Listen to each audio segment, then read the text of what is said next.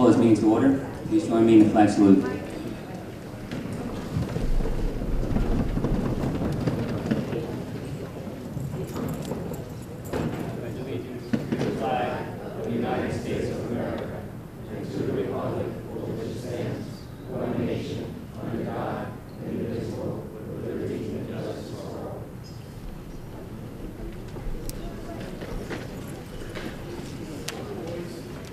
Trustee Acosta, Trustee Alam, Trustee Chang, Here. Trustee Duval, Trustee Palermo, Here. Trustee Parkinson, Here. Vice President Dr. Pizzatelli, Here. President Rodas. Here. The New Jersey Open Public Meeting Law was enacted to ensure the right of the public to have advance notice of and to attend meetings of any public body at which business affecting their interests is discussed and acted upon. In accordance with the provisions of this Act, the School Business Administrator Board Secretary has caused notice of this meeting to be sent to the following announcing time and place thereof, agenda, etc. The Jersey Journal, the Administration Bulletin Board, and the district website. This morning, as we mentioned at last month's meeting, will be Mr. Franchetta, I call for the orders of the day.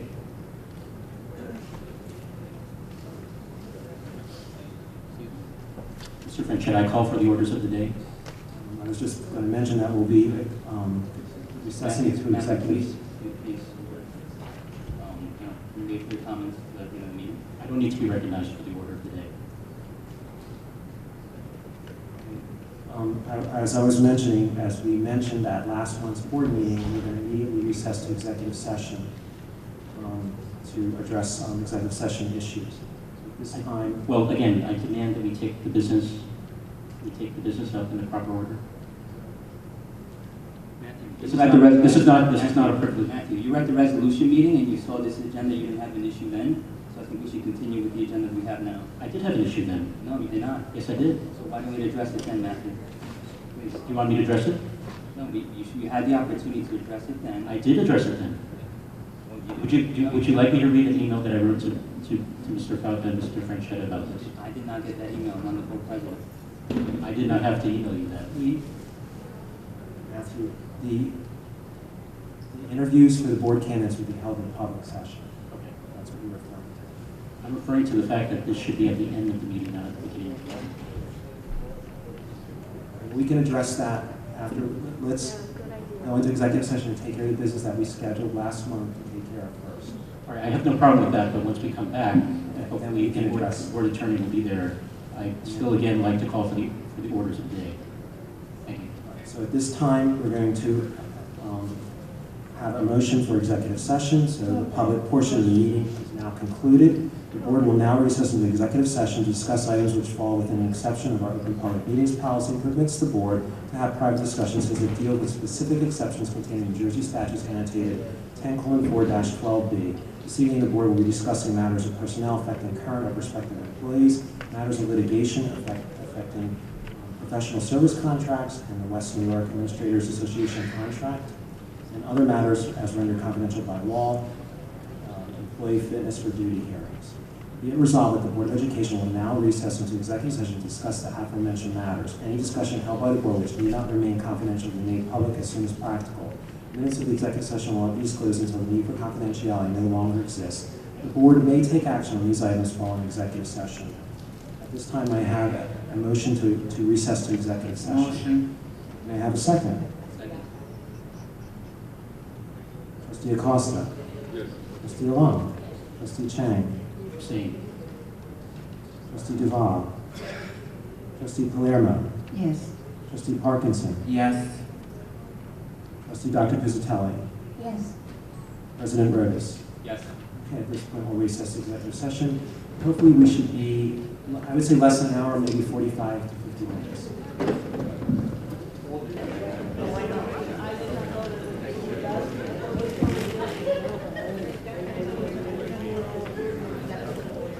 Okay, at this point, we'll adjourn executive session and return and reconvene in public session. May I have a motion? Motion. Trustee Acosta? Yes. Trustee Alam? Trustee Chang? Yes. Trustee Duval? Trustee Palermo? Yes. Trustee Parkinson? Yes. Vice President Dr. Pizzatelli? Yes. President Rodas? Yes. Okay, at this point in our agenda, Mr. Franchetta, right before we went into executive session, and before the attorney arrived. Can I address the board through? So I had made a call for the orders of the day, and then we had agreed that we would go into executive session, discuss what we had in executive session, and then we would come back and discuss my call for the orders of the day.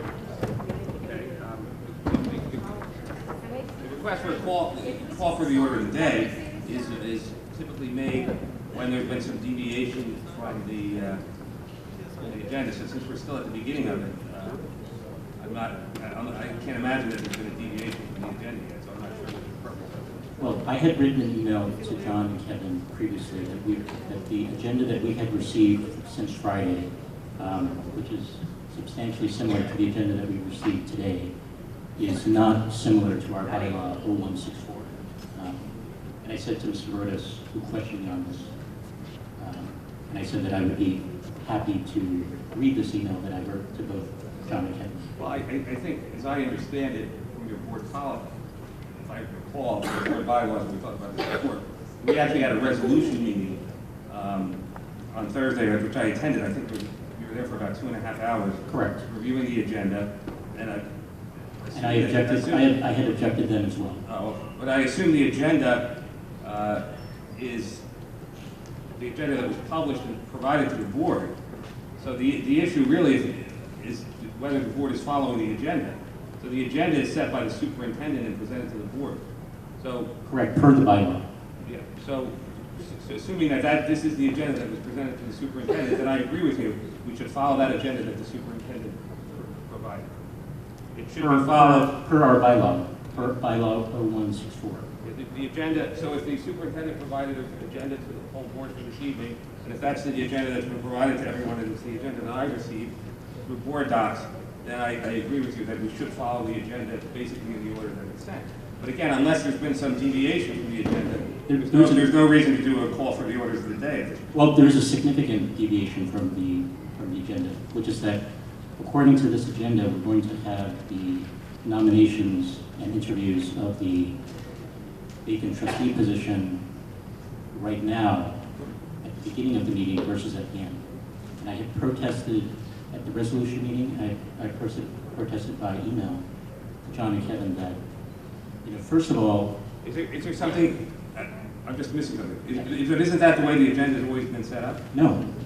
We have done, since January and since May, we have never had the interviews at the beginning of the meeting. That's a different question. We have always had it at the end. That's a different question. You've made a call of the orders of the day. Right. The call of the orders of the day addresses the agenda.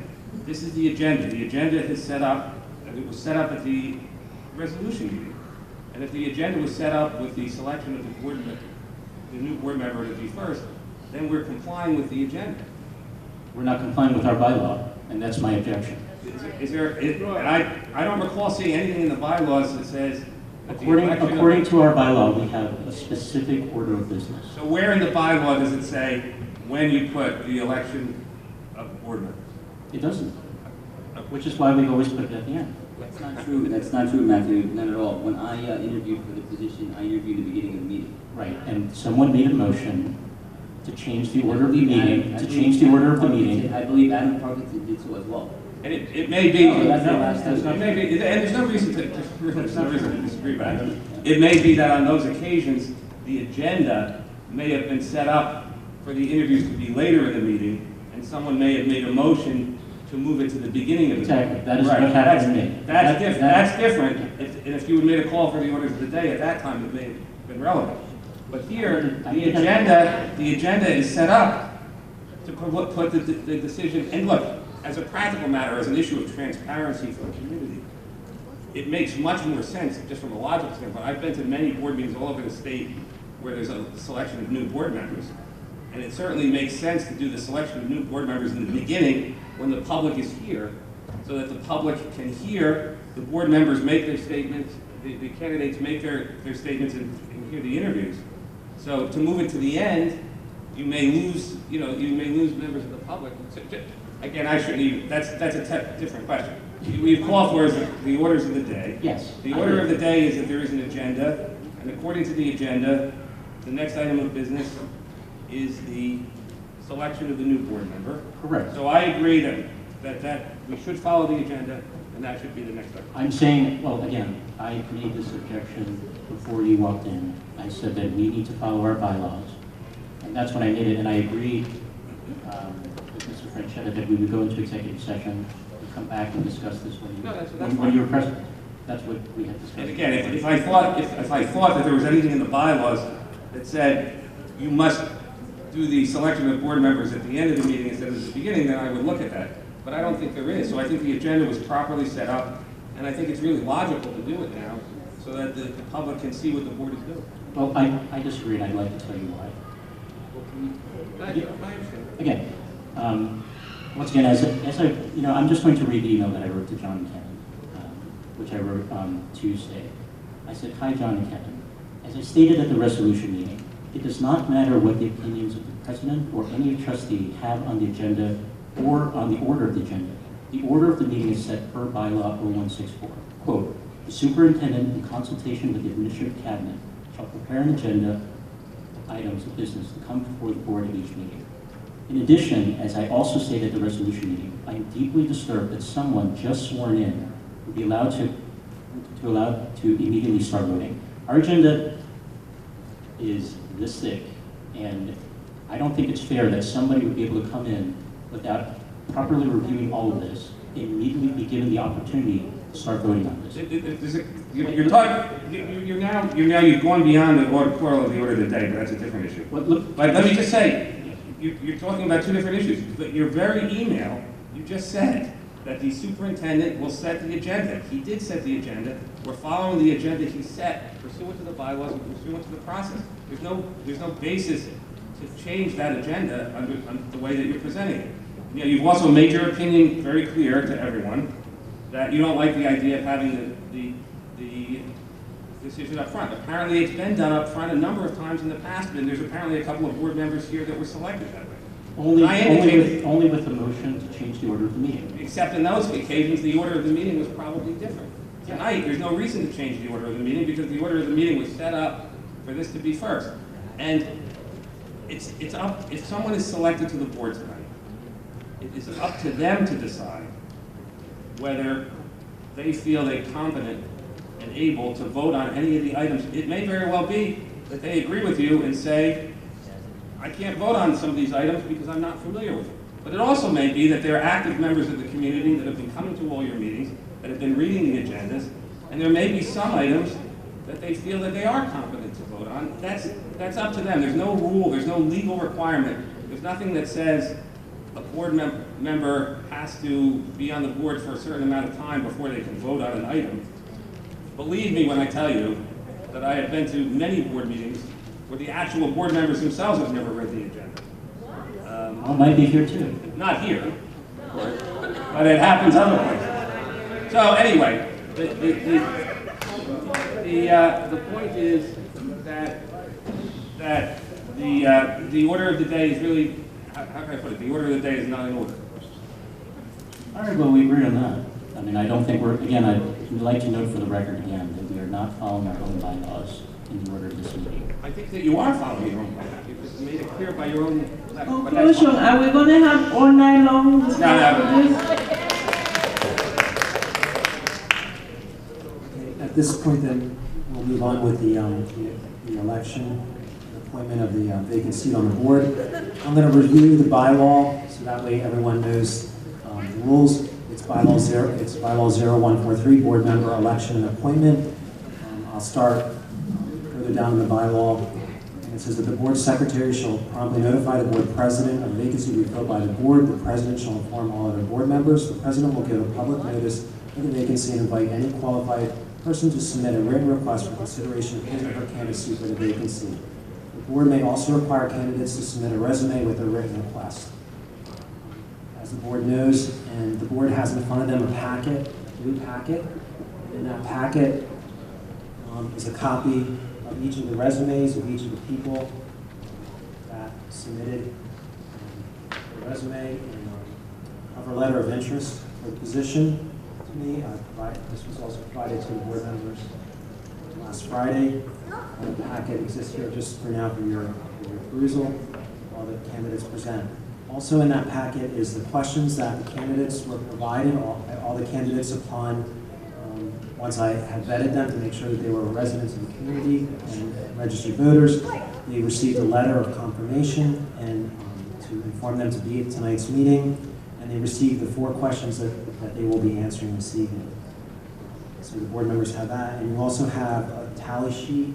I'll reminding the board members that the tally sheet that you have here, that I need the tally sheet back, that will become a public document. So please return your blue packets to me when you're done, and make sure that you include the tally sheet. In consideration, back to the bylaw consideration, candidates who have expressed an interest in the vacancy, the Board of Education may interview the candidates in public session, which we will be doing tonight. The board will vote to appoint a candidate to vacancy in public session. In the event the interviews are conducted in executive session, which we will not be doing tonight, board members in the public section nomination and voting process shall express their opinion in support of the vote for candidate. So there's no need for the board to do that since we'll be doing it, since the interviews will not be conducted in executive session. A roll call vote will be conducted on the candidates in the order the candidates were nominated with a second. The first candidate who receives a vote of the majority of the remaining board members will be elected to the vacancy. In the event no candidate receives a majority vote of the remaining board members, a second election shall be conducted between the 2 candidates receiving the highest number of votes. That's the bylaw. I'll walk the board members and the candidates through the process as we move forward. So the first thing that we'll do is I'll invite candidates, each candidate, to approach the podium. Which, do they use either one? Okay, so whichever podium you'd like to use, to my right and to my left, you can use either one. And you'll have 5 minutes to answer the questions, as I mentioned, to each of the candidates. I'm not going to prompt you through the 4 questions. You must, on your own, answer each of the questions and also sell yourself to the board. This is your chance to present yourself to the board. So the first candidate is, and excuse me if I pronounce your name incorrectly, is Julio C. Garcia. So Mr. Garcia is present. Mr. Garcia, present.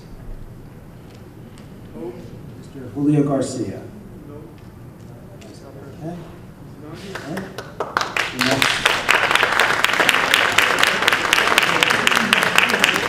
The next person is Carlos Guerrero.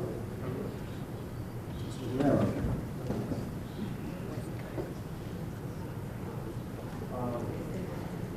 Hi everyone. My name is Carlos Guerrero. I'm applying for this position. Use the mic.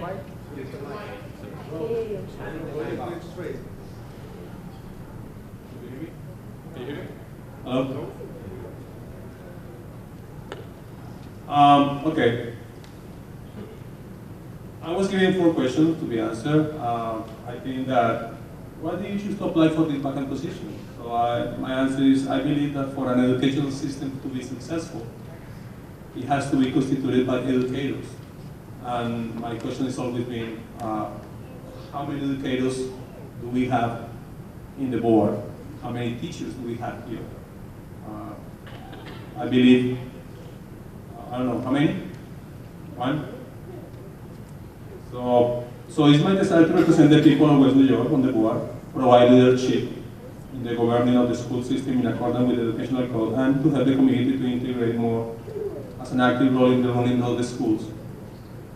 And in the decisions taken concerning the most important asset that we have in town, that is our children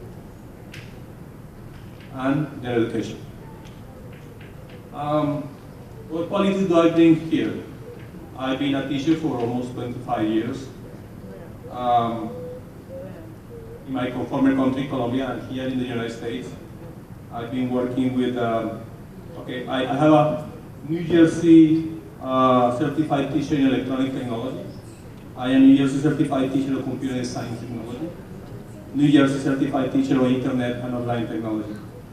I hold a BS, Bachelor in Science in Technology Education from my country, with a specialization in electronics technology. I hold a Bachelor in Science of Business Administration from New Jersey City University. I did my associate in computer science in Consulting Community College, my Bachelor in Computer Science and a minor in Information Technology from New Jersey City University, and I completed my Master in Computer Science from New Jersey Institute of Technology. So I hope my qualifications are suited for this position. Now, what do you think is the #1 priority for the West New York Board of Education that is facing right now? The Board of Education has to change the perception that the citizens of West New York have about the function of the board. The superintendent of education and the involvement of politics in the decision and hiring process in the educational system.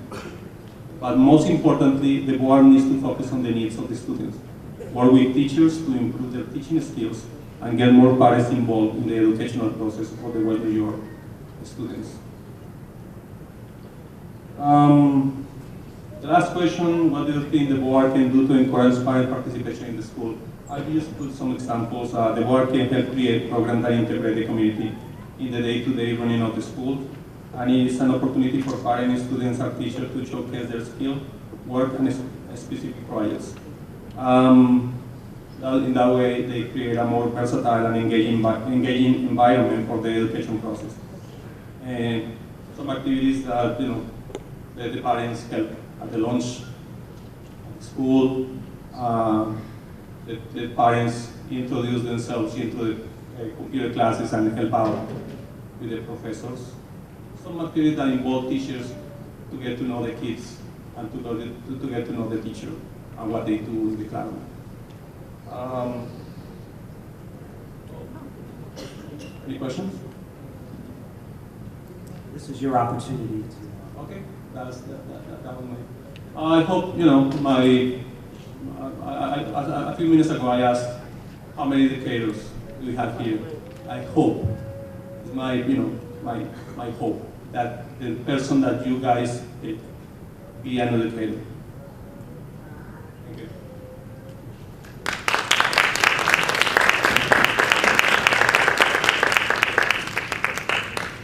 Our next candidate is Thomas Lund.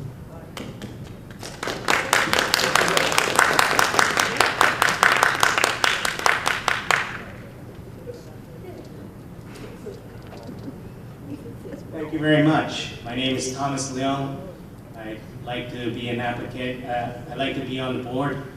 And speaking of my qualifications, I'd like to speak to everyone here because as parents of West New York, it is just as important for you to choose me as the board itself.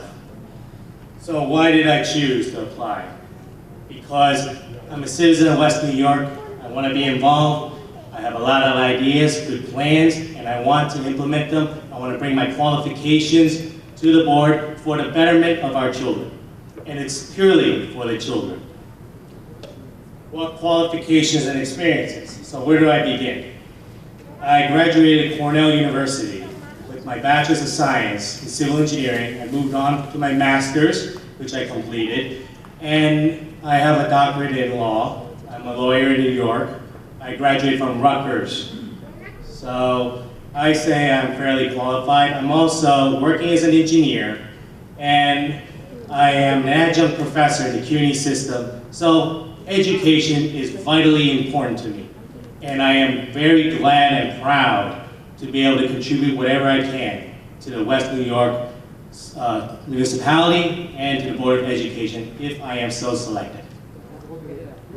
So as far as my #1 priority that the Board of Ed is facing, to me it's clear. It is the children. It always has been about the children, and it must continue to be about the children. As it stands now, it seems as though the direction has been misplaced. if I am on the board, I promise to bring integrity, law, and just really bring back the respect that the Board of Ed should hold. I want to bring a plan. I have a plan.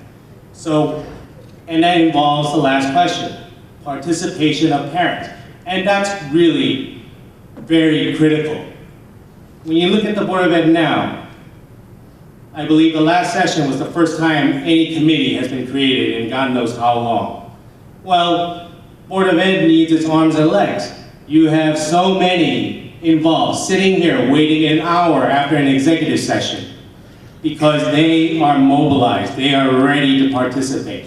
Let's take our best resources, not necessarily the dollar bill, but the people, the citizens, the moms and dads, the ones who have the children in the education system, and bring them to the forefront and have them work for the Board of Ed, to work for the school system, to provide unity, to provide a plan, to have cooperation, integration, and of course, to have progression.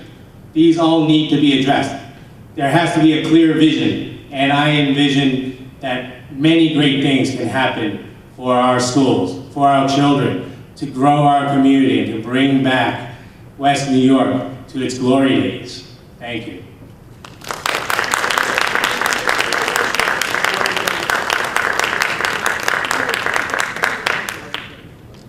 Our next candidate is Connie Lazaro.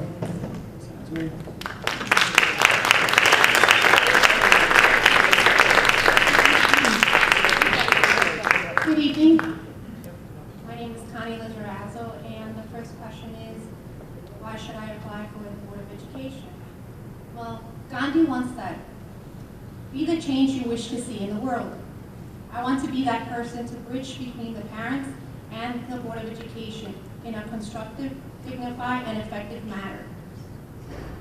I would like to support the Board of Education in working with a better tomorrow for our children. Being the voice for the Spanish-speaking community, I would like to have, they have difficulties in their concerns, voicing their concerns and ideas, and it's become my duty and labor of love.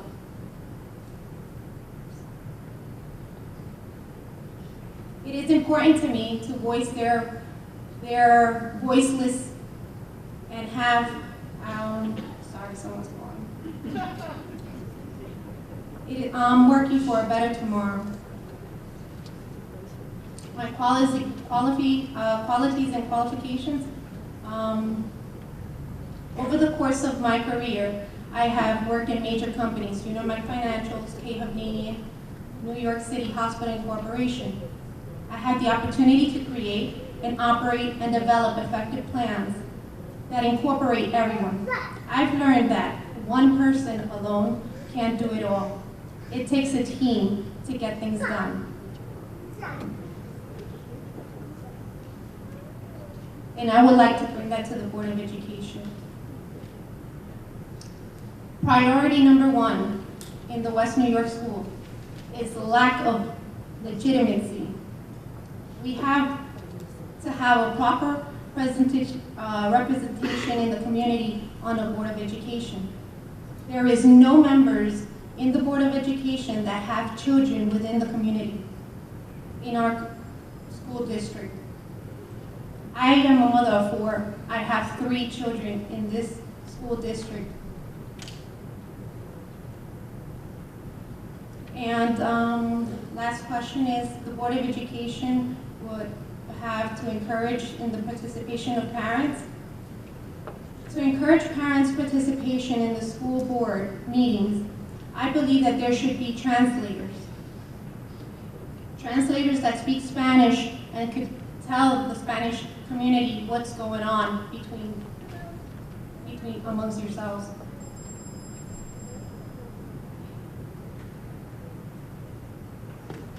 Thank you.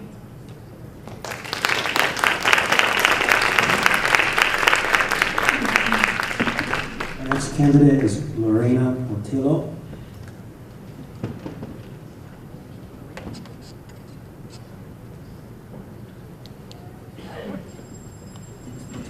this evening? Yes.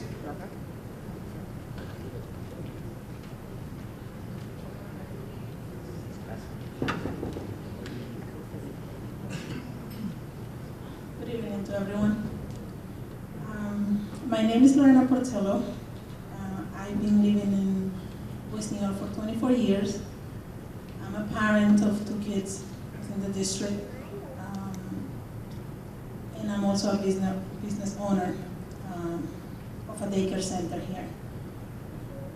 Now, we were asked to answer 4 questions. I'm going to try to answer them by reading one at a time. The first one says, why do I choose to apply for the vacant position in the West New York Board of Education? The main reason is because I would like to see better instructional practices and implementation of more vigorous curriculum for all the students in the district. I would like to see more development and training for our teachers so they can provide better outcomes for our students according to the Common Core standards of the state.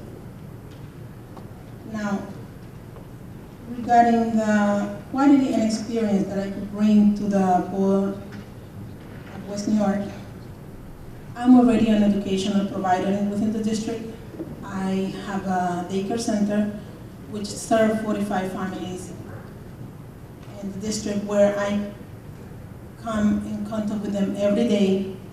I hear their concerns, what they need from the district, what do they expect, what they want for their kids. And my center is a private owner, and it's been very hard to keep the families happy as a private center because I do not have free daycare from the town. So in order to do that, I have to establish a very good relationship with those parents. I have to listen to their concerns. I have to know how to help them, how to strengthen their families, because what we need with those families here is they have to feel welcome when they come to our schools.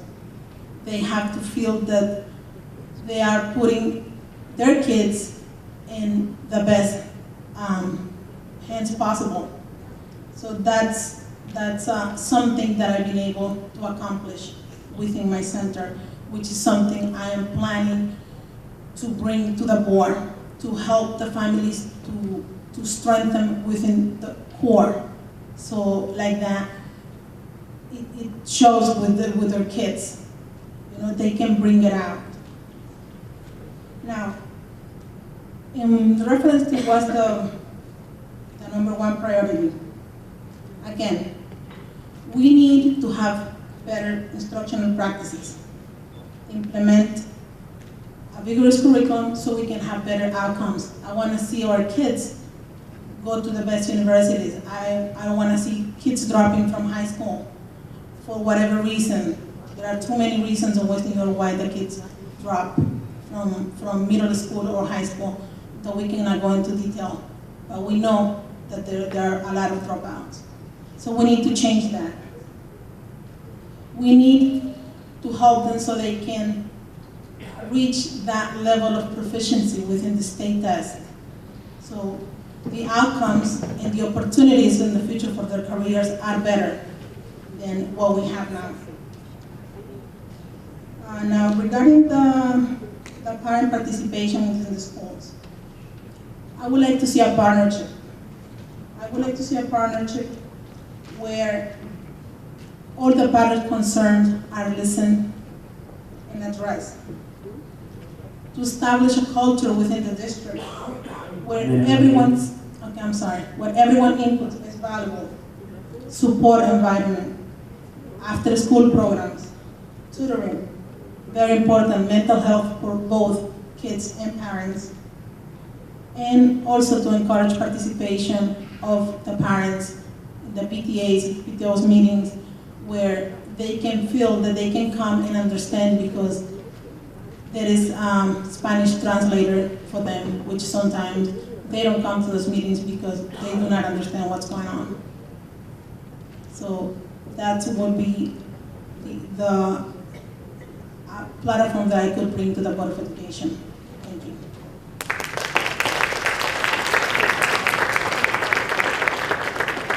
And our final candidate this evening is Gennaro Sanchez.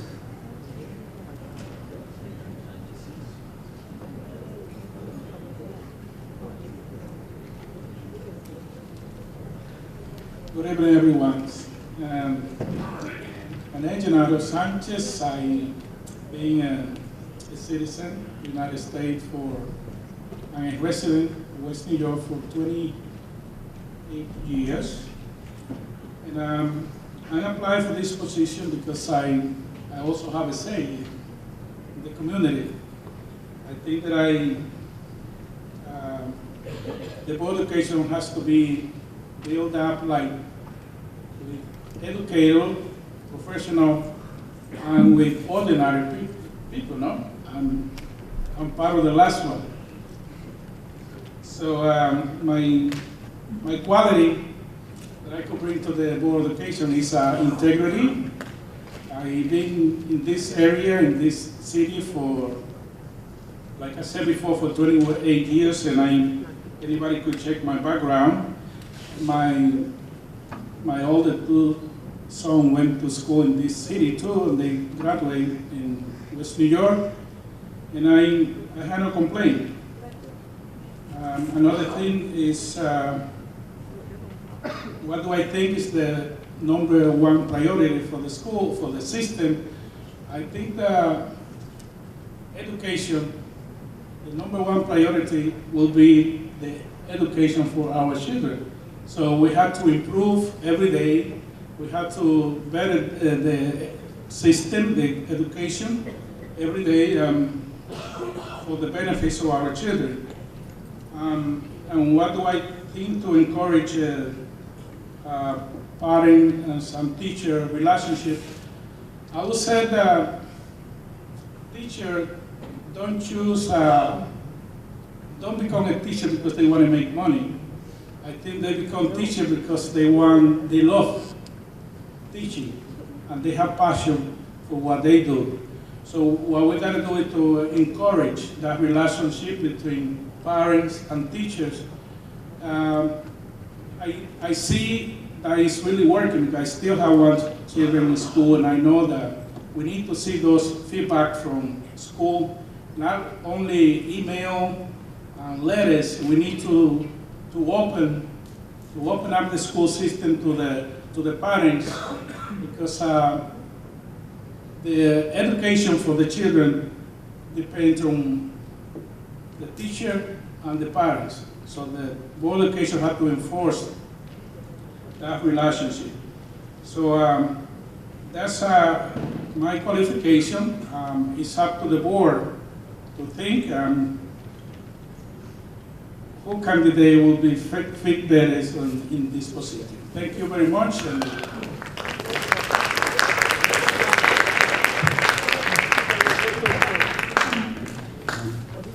One last call for Mr. Julio Garcia. Okay, that concludes the interviews. At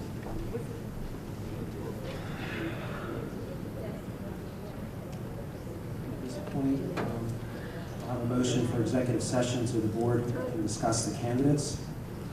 May I have a motion? Motion. May I have a second? Second. Who seconded it? Mr. Rob? Trustee Acosta? Yes. Trustee Alam? Trustee Chang? I'm going to say no because in the past we have not gone into executive session. We have not gone into executive session to discuss this vacancy because these people are not employees. So I actually am confused about why we're going into executive. Last time we actually You had to discussed vote. everything. You had to just vote whether yes or no, and then the next person votes. I'm giving my reason why. Yes or no question. I'm giving my reason why I'm voting no. Trustee Duval? Trustee Duval, your vote, please. Trustee Duval? I get confused because the one who was saying they're voting for what? To return to executive session. Yes, Trustee Palermo? No. Trustee Parkinson? Trustee Parkinson? Abstain, please. Trustee Dr. Pizzatelli? Trustee Rodas? Yes. We have 4 yeses, 3 noes, and 1 abstention. The motion passes.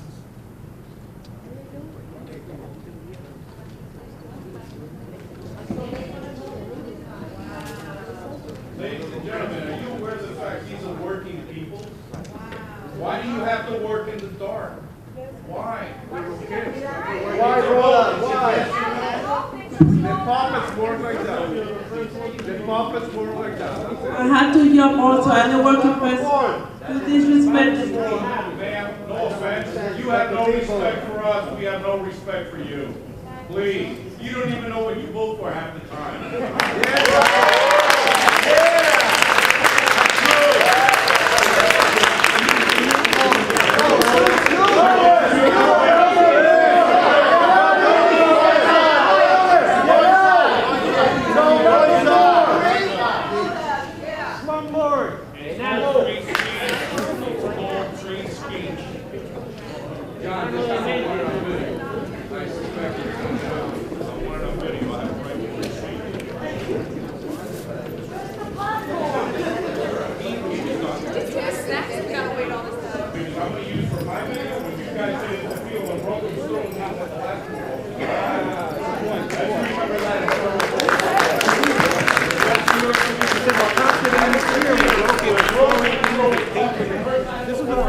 Board members were threatened. So I want to know why you I speak my mind. This is America.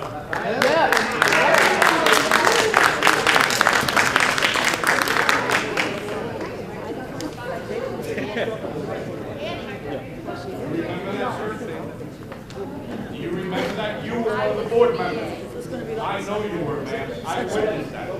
They didn't do anything then, but God forbid Ralph Martell disagrees with his cronies. Right away, he's a bad guy, he's disruptive. Everybody can hear me, I'm loud enough by now, you know the truth. I didn't come from Cuba to be silenced by that kid who's not old enough to shave for Christ's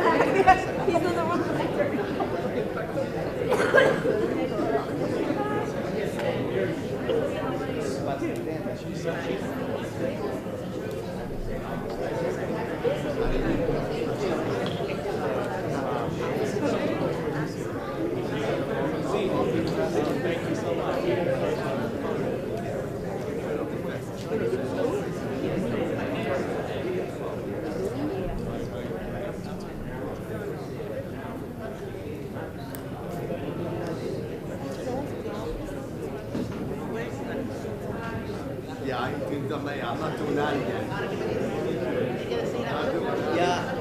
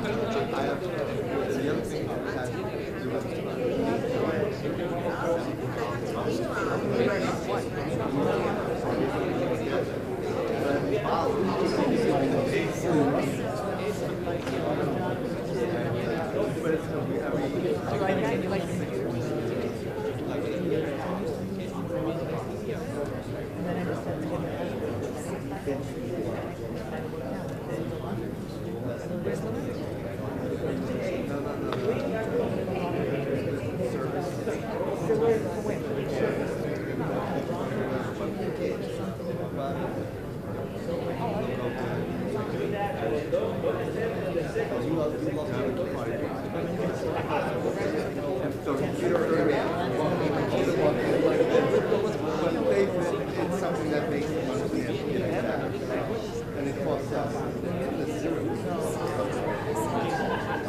Like that.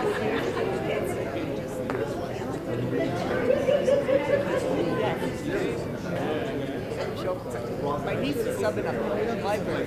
Well, you know, kids or something like that.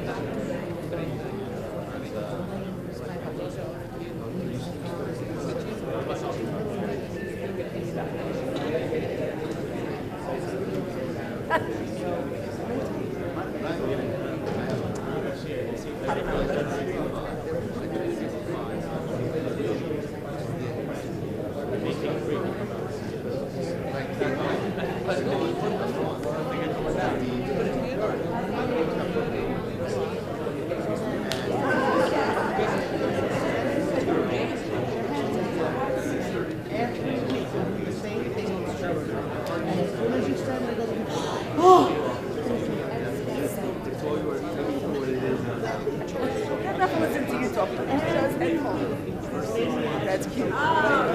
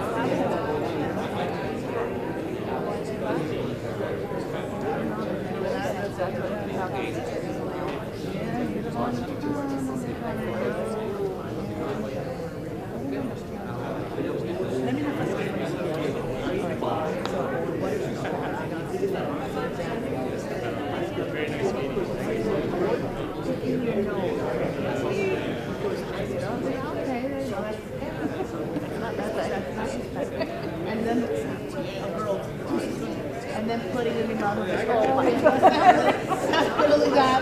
That's really not respectful. You gotta just keep going with that.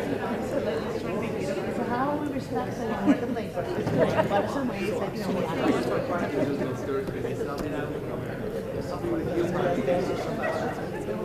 you know, okay, so honest. Maria does that. Somebody should ask someone. Okay, there's no idea. Mommy had ice cream. Okay, Hispanic heritage. Hispanic heritage, you know, celebrating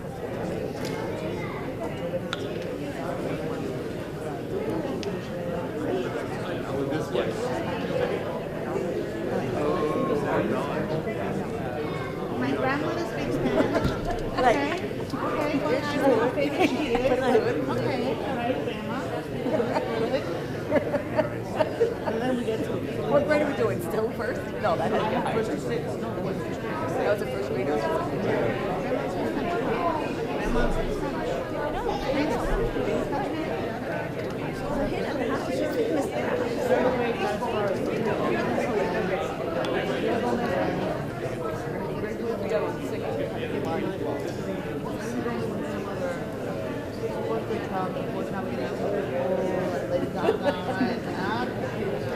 Spanish? Wait. Lake Shelter. That's on the voice. I said,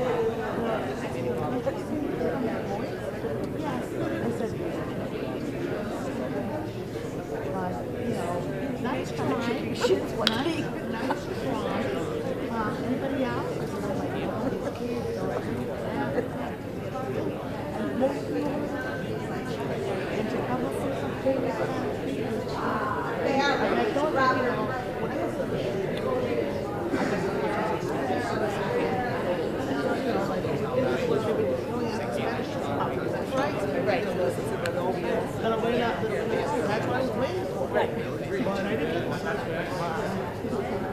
Shelton, Lake Shelton. Any talk about Spanish? Oh no, you okay. Yeah. Famous person. So then for Spanish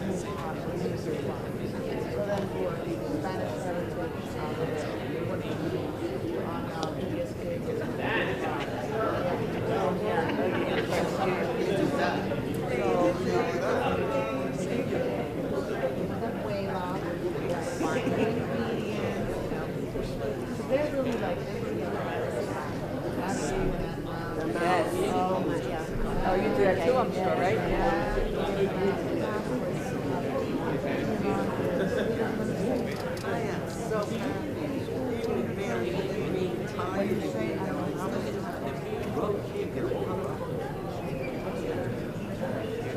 The red nose, actually, red nose is the one that's hard for you. Yeah, it's really hard. That's a lot of praise, a lot of time.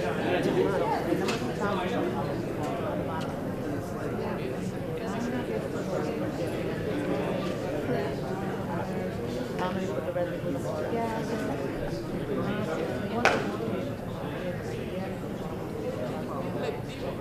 Year's worth of work. That's the year's worth of work. Oh my God, it's over. Right. Yeah. Of course. I kind of like the bell rings. Right. That's when it starts to get. Oh, that's when it's getting fun. Just when they start. How long do you guys right. We're not even going to do the spiel. Here's what you got to do. That's a line. And on time, they push the button. They just use the button. Oh, mine push the button. And I have a big picture of it. That's how we log on. Now, that's what you should just start with. Is why log on and there's a video. Why not? You better get yours.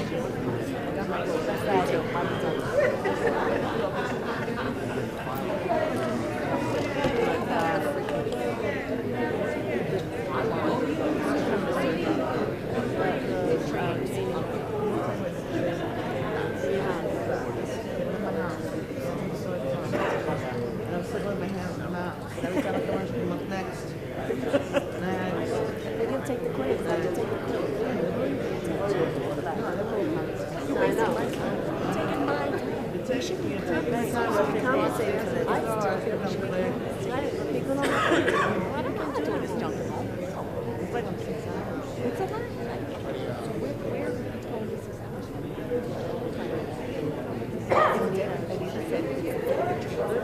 okay, but it's not like you're struggling. It's not like, it's not like we stop the training thing. Okay, exactly. I know. I'm done.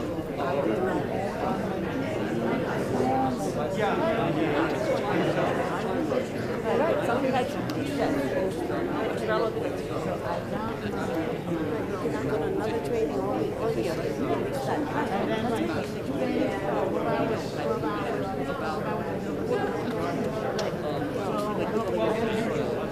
want to know where we're going.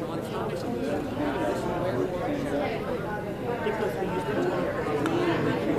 Okay, but now you still got these boring meetings. Some of the boring garbage.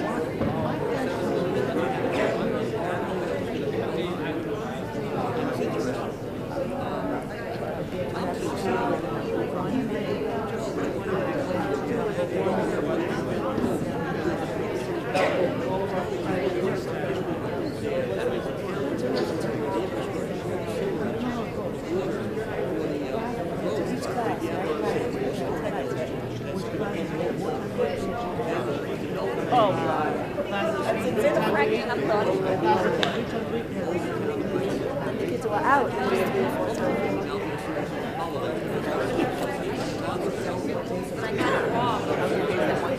That's this day. That's this day. Oh my God. One time. And that's one kid. Now next. Oh, right, later on, that's me, right, they shove them in and get to your kids. I'm not counting.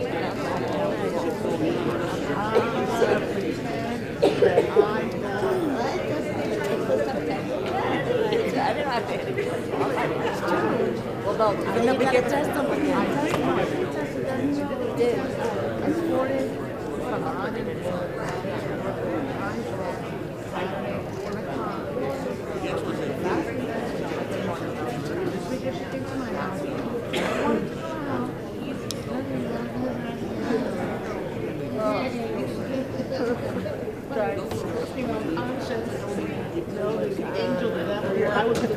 I'm out. All right.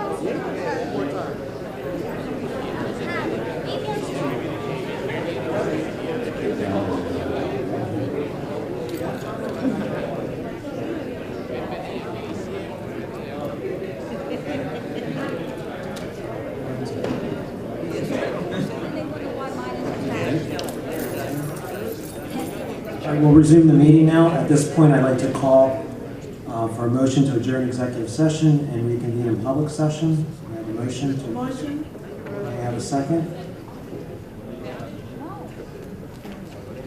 Trustee Acosta? Trustee Alon? Trustee Chang? Again, I say no because I think we just violated the Open Public Meeting Act.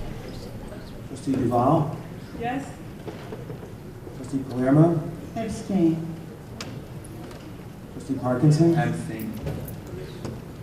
Trustee Dr. Visitelli? Yes. President Rodriguez? Yes. At this point, as per the bylaw, a roll call will be conducted.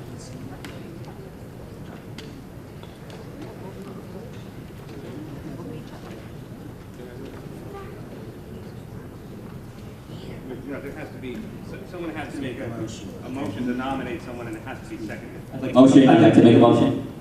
I'd like to make I'd a like to make motion a to motion. nominate. I'm going to nominate someone. Matthew, I spoke first. I'm nominating.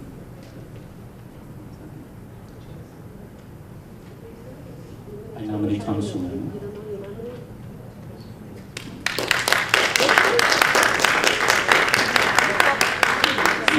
Lorena Portillo.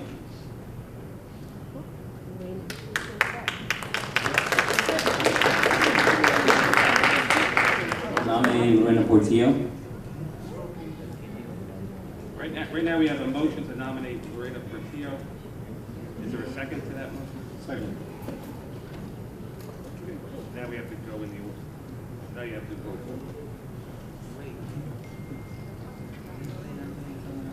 But the bylaws say that you go in order. Speak in the mic. I'm sorry. Thank you. The bylaws indicate that you go in the order in which the candidates were nominated. So the president started his nomination motion and indicated that he was motioning to nominate first. So the order of the nominations, that would be the first one to vote on. Board Attorney, I don't think you actually opened the nominations up first. We didn't even vote to open the nominations. So I see that you're very rushing to put in this person here. But in fact, we didn't even open. Believe me, I don't know any of the people. Well, There was a motion was made to nominate someone, and according to the way the bylaws reading that I'm looking at, you go in the order of the people are nominated. Do you want us to keep nominating, or do you want to just let them go? No, nominate.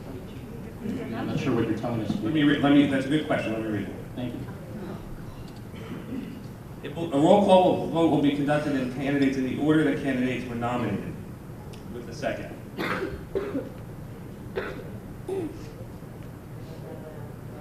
So you can nominate, if someone wants to nominate someone else, you could do that.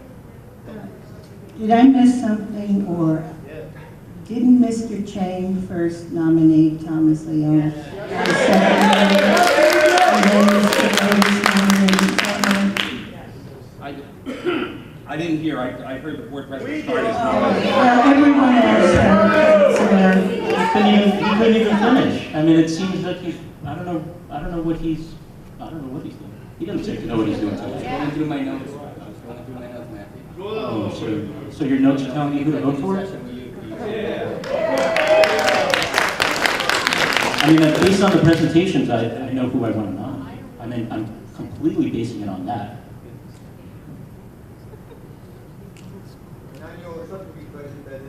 You said that I started the motion first. No, I didn't. I didn't say I that. started the motion. You said that.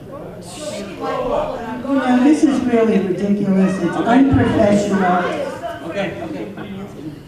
So, look, I heard the president start his motion first. However, I believe that before the president finished his motion, another motion may have been made. I'm not sure whether it was seconded. I seconded it. I seconded Mr. Chang's motion. I'm making my motion. No, really, it should be.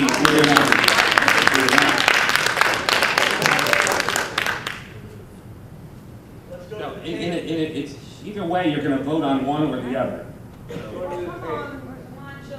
Let's vote on the first person who was nominated the way it's supposed to be done. The first person to be nominated was Thomas Leung. Mr. Chang nominated him. I seconded the nomination. Well, if you really want to go ahead, I'll start the nomination first.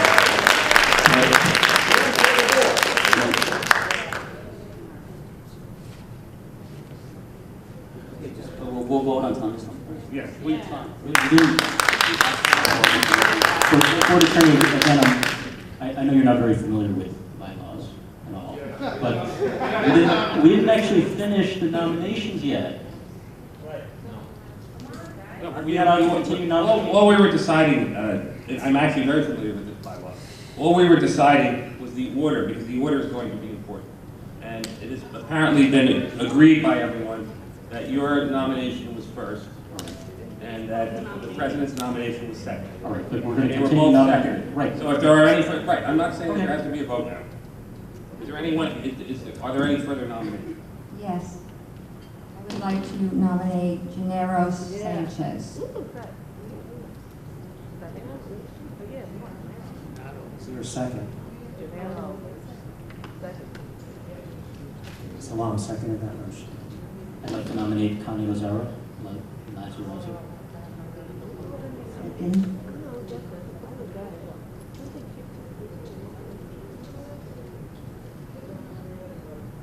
The other nominations. Seeing none at this point, the first nomination that the board will vote on was for Thomas Lang. Okay, so when I call your name, you tell me how you vote for Mr. Lang. Trustee Acosta. Trustee Alum. For Thomas Lang. Your vote is no. Trustee Chang. Yes. Trustee Duval. No. Trustee Palermo. Yes. Trustee Parkinson. Abstain. Vice President Dr. Pizzatelli. Yes. Trustee Rodas. No. 4 noes, 3 yeses, 1 abstention. The motion did not pass. Okay, the next person that we're voting on is Lorena Portillo. This is for Lorena Portillo. Trustee Acosta. Yes. Trustee Alam. Trustee Chang. No. Trustee Duval.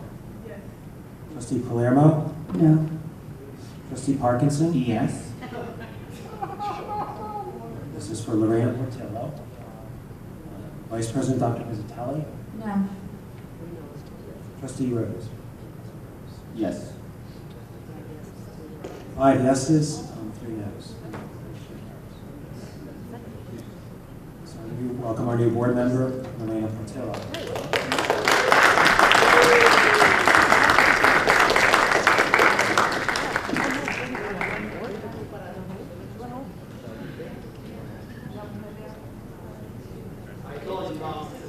Since our conflict of interest is her having a daycare in the town.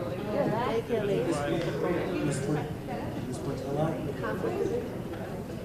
Just keep in mind, everyone, that's Alex Nava's girlfriend. Alex Nava works at the DPW. He was promoted as the assistant director to the DPW.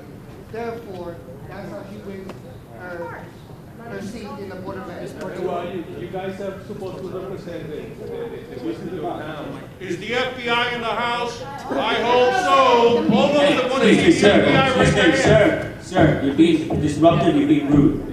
Please. I am being rude. Okay, and you think that's fine? Actually, I do, to be honest with you. You have no There's respect kids for here us. present, please, Mr. O'Hanlon, for the kids. If you continue, I'm gonna have you escorted out. If you continue. Have me escorted out, you can't even shave. I'll see you guys in federal court, it's called free speech, and I have the videos. But I'll let it go. Ms. I don't Portillo? want to disrespect the West New York Police You Department. continue, please.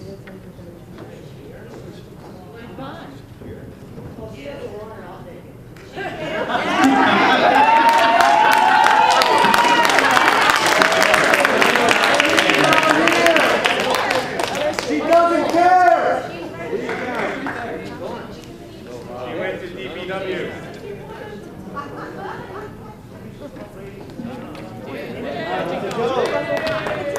Yeah, she was insulting teachers. Yeah.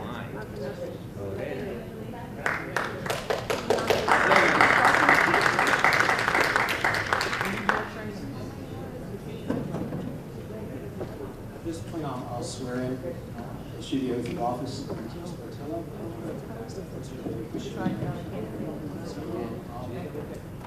Make a statement.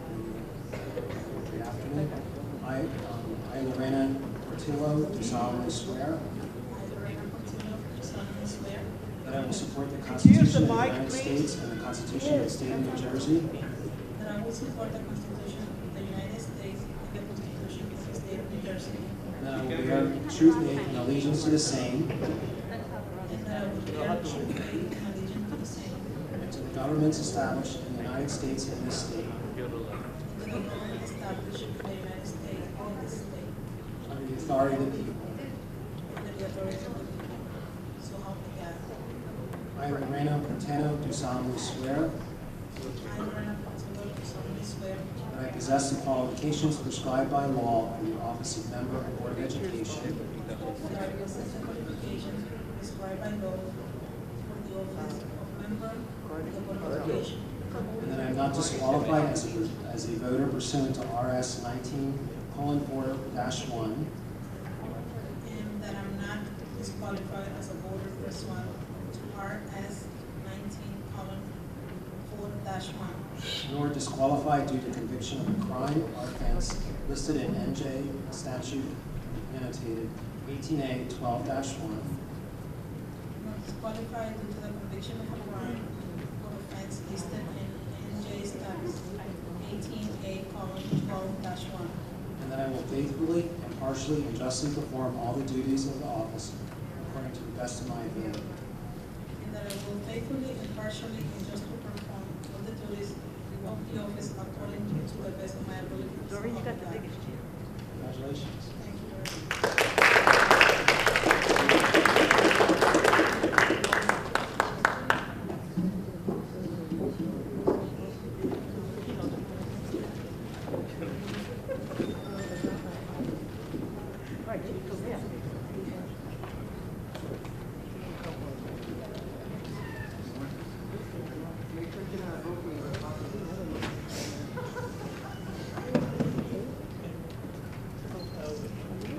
Okay, at this point, we'll continue on with the meeting. As for the board members, on the agenda this evening, there's a CUSAC committee that's established. And the CUSAC is a process that's done every 3 years by all the school districts in the state of New Jersey, in which the county office sends in personnel to evaluate. It's really a self-evaluation of the school district, and then the county office comes in and validates the self-evaluation of the school district in different areas, in finance, in curriculum, in personnel. And there's 5 different areas in governance. I know I'm forgetting one of them, but in 5 different areas. As part of that committee, the committee's formed of the superintendent and other key members of central personnel of the central office. And also on the committee, the statute requires that at least 1 board member, up to 4 board members can serve on that committee. So later in the agenda, there's a motion for the board to have volunteers to serve on that committee. So the president will, when we get to that part of the agenda, before the board votes on it, we'll need to fill in the names with the board members who wish to volunteer for that committee. The committee will probably meet 3 or 4 times during the process and also do a presentation to the full board. So that's the extent of involvement in that committee. Is there any questions about that committee or the process by the board? Can you just, Board Secretary, can you just tell the other board members how long this term is? The process, most likely the county office will be in after the holidays, usually in the January, February timeframe, to review the district. So the committee will be disbanded probably, in the springtime. It's generally how it happens. Of course, the dates are set by the county office. That's generally the process. Are there any other questions by the board members on the CUSAC process?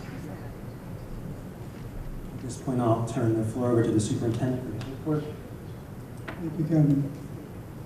First thing I would like to do, I would like to show a minute video, a couple of videos of our children in first day of school, and some so if the board members please take this in the audience. Quick videos.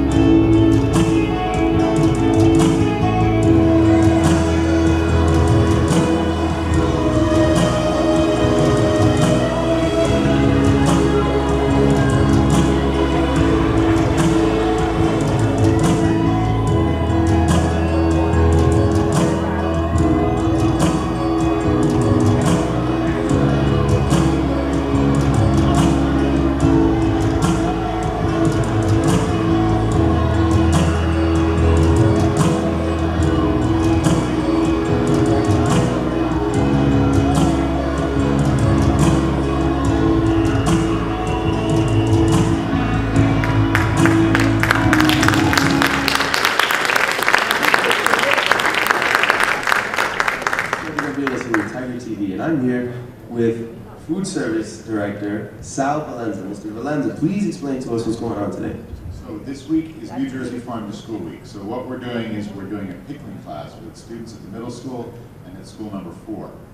What we're trying to teach students is about the bounty of New Jersey. We're the Garden State. And it being Farm to School Week, we wanted to show them ways that people preserve food. So we're going to do an entire course on how to pickle.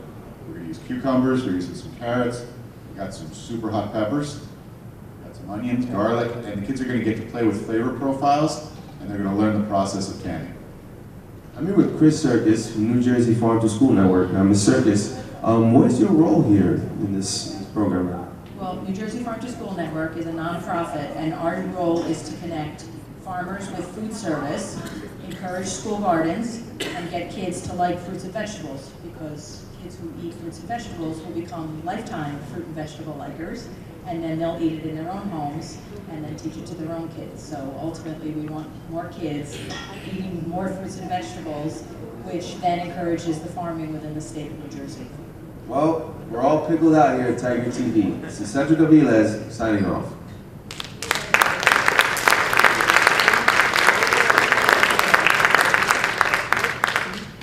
I'd just like to acknowledge Sal Valencia, our food director, who was previously Northeast Food Director of the Year.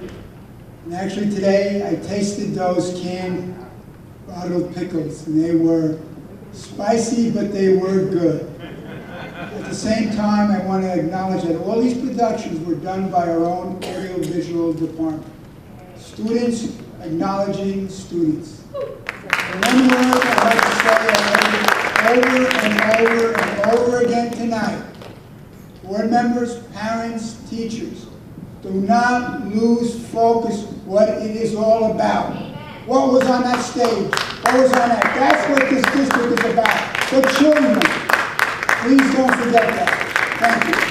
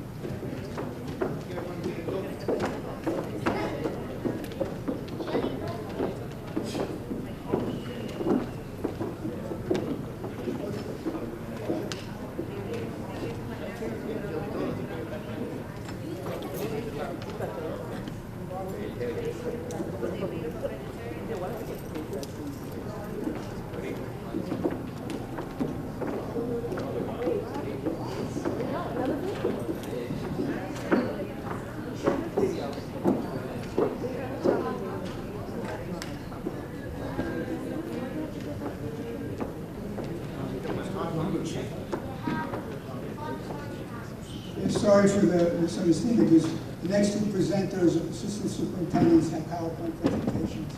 Ms. Salvaro will be talking about curriculum. So, Ms. Moore.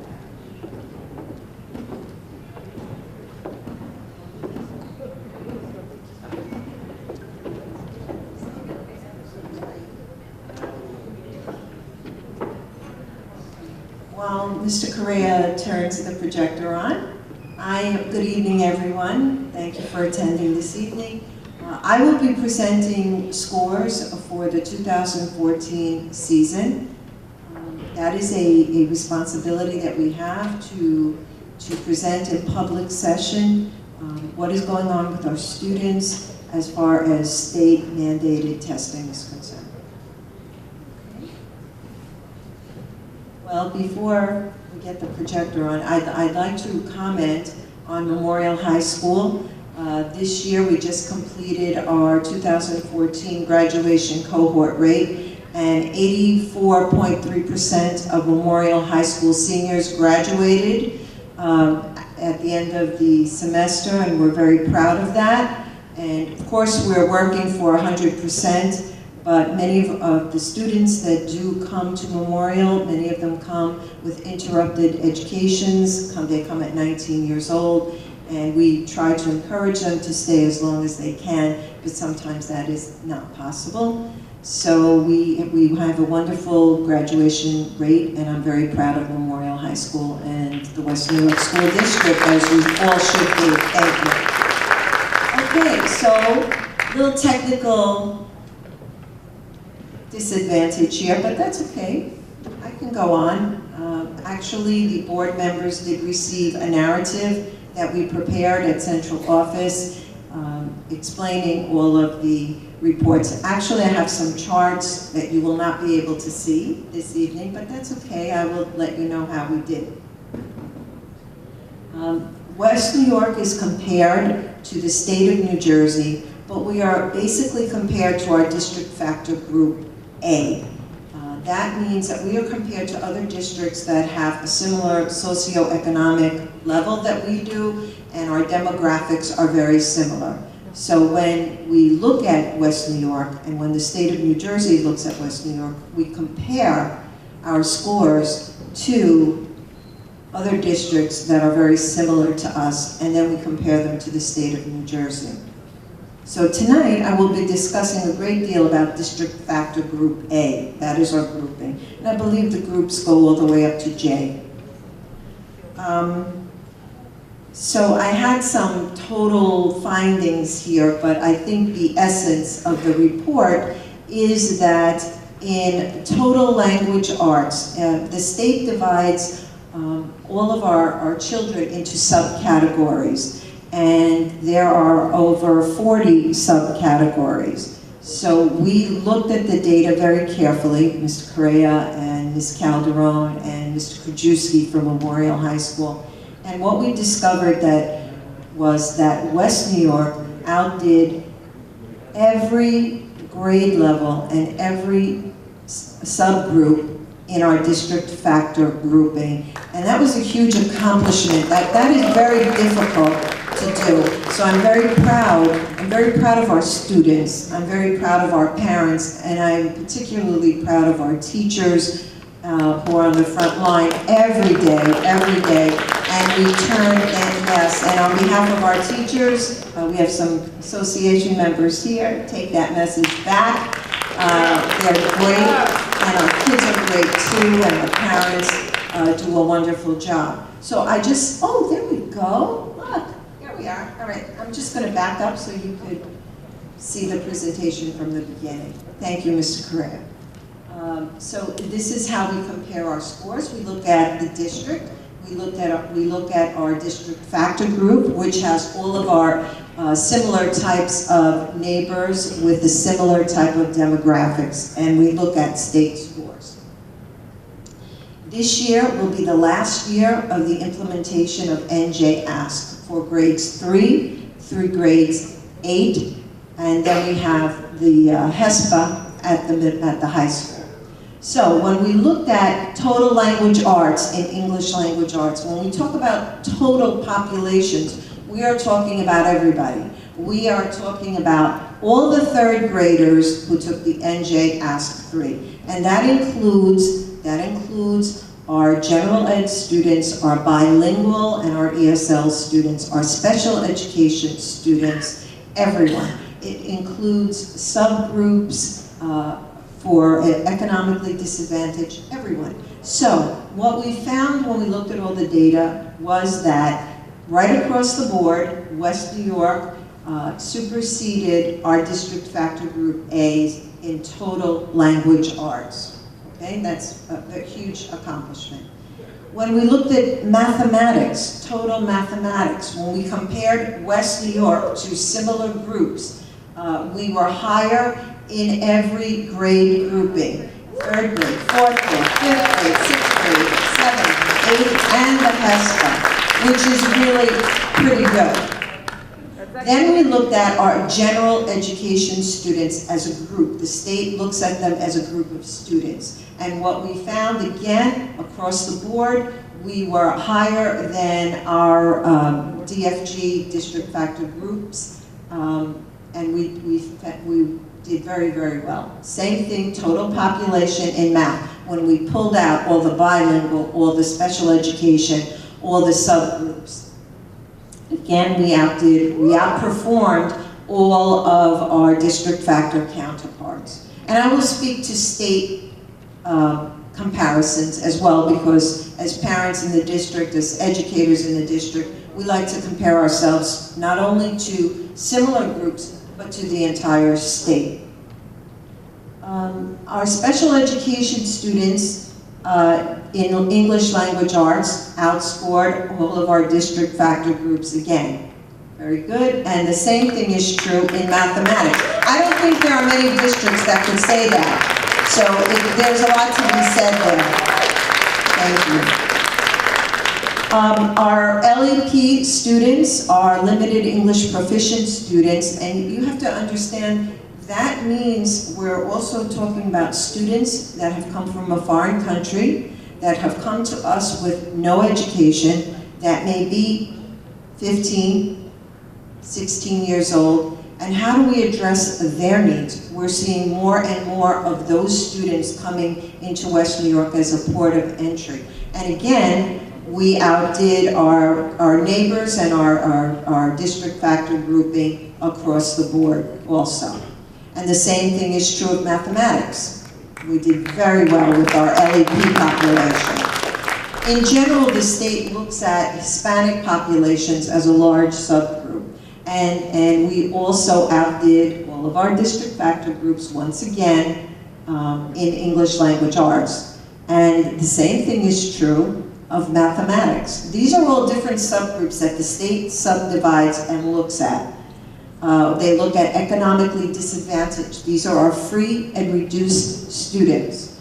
And this is how we fared in comparison to our district factor group. And the same thing is true in mathematics across the board. Okay, so what we did look at was how did West New York do when we compared us to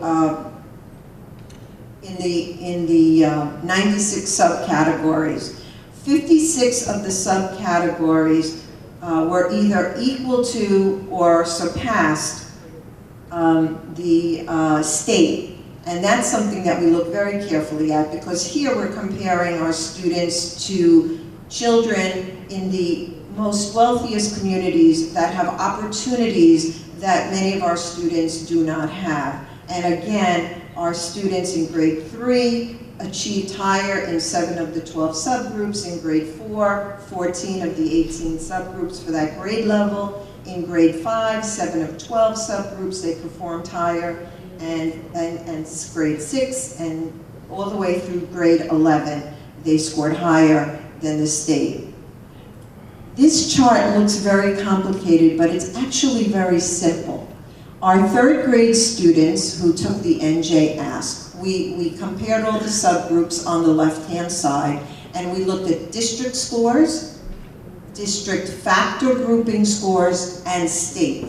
Anything that is highlighted in yellow, we met the state, what the state score was, and we surpassed it.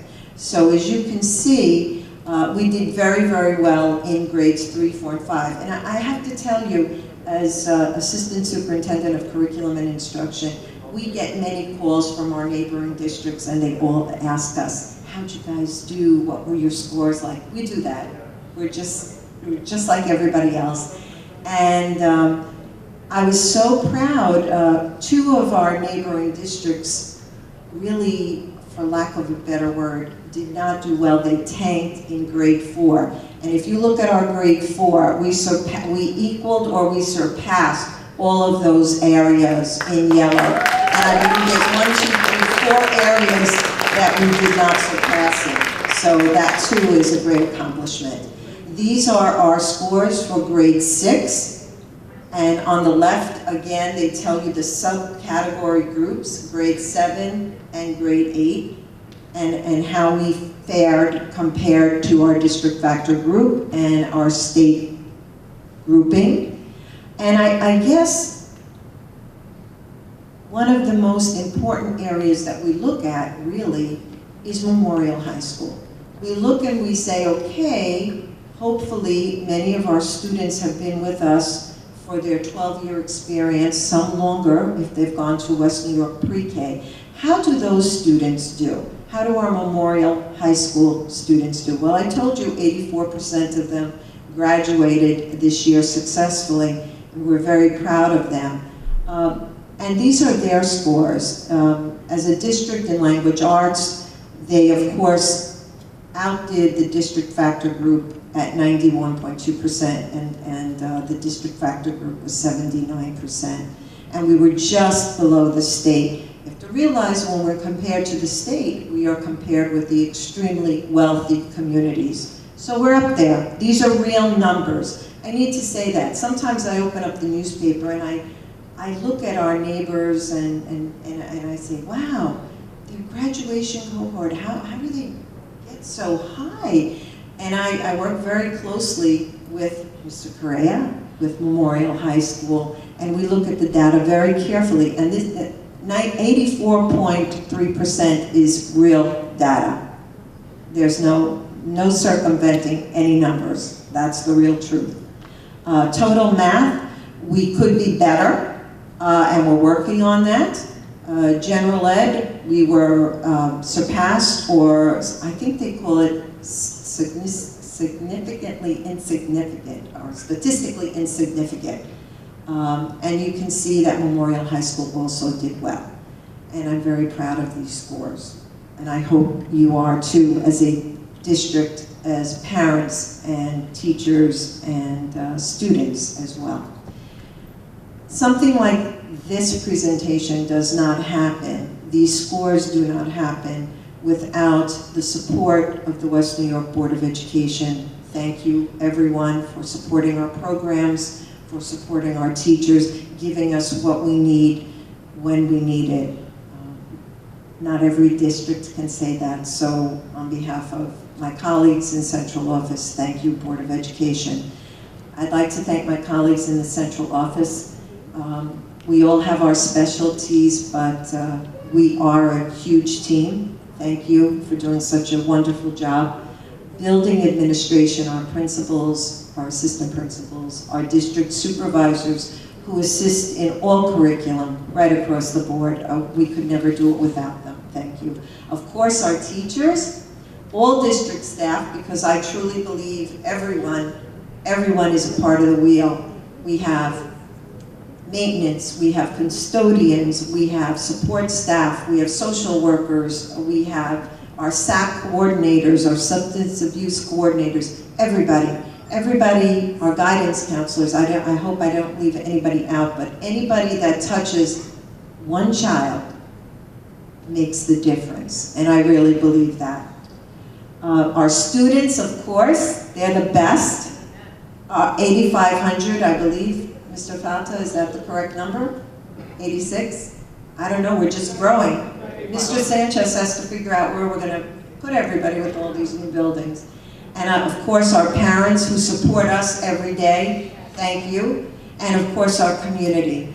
Your support is very valuable to us. We send our children back into the community every day with skills that we hope we give them to prepare them for the future. So everyone, thank you. Give yourselves a round of applause. Thank you. Thank you, everyone. Have a great night. Mr. Sant, I believe Mr. Sanchez. Thank you, Stacy. Mr. Robert Sanchez will report on the violence and vandalism report that we have to do each year.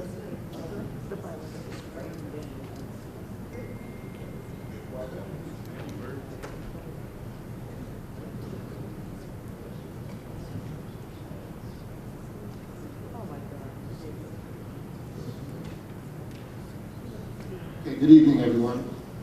Annually, the school districts in the state of New Jersey have to report on the violence and vandalism that take place in their schools.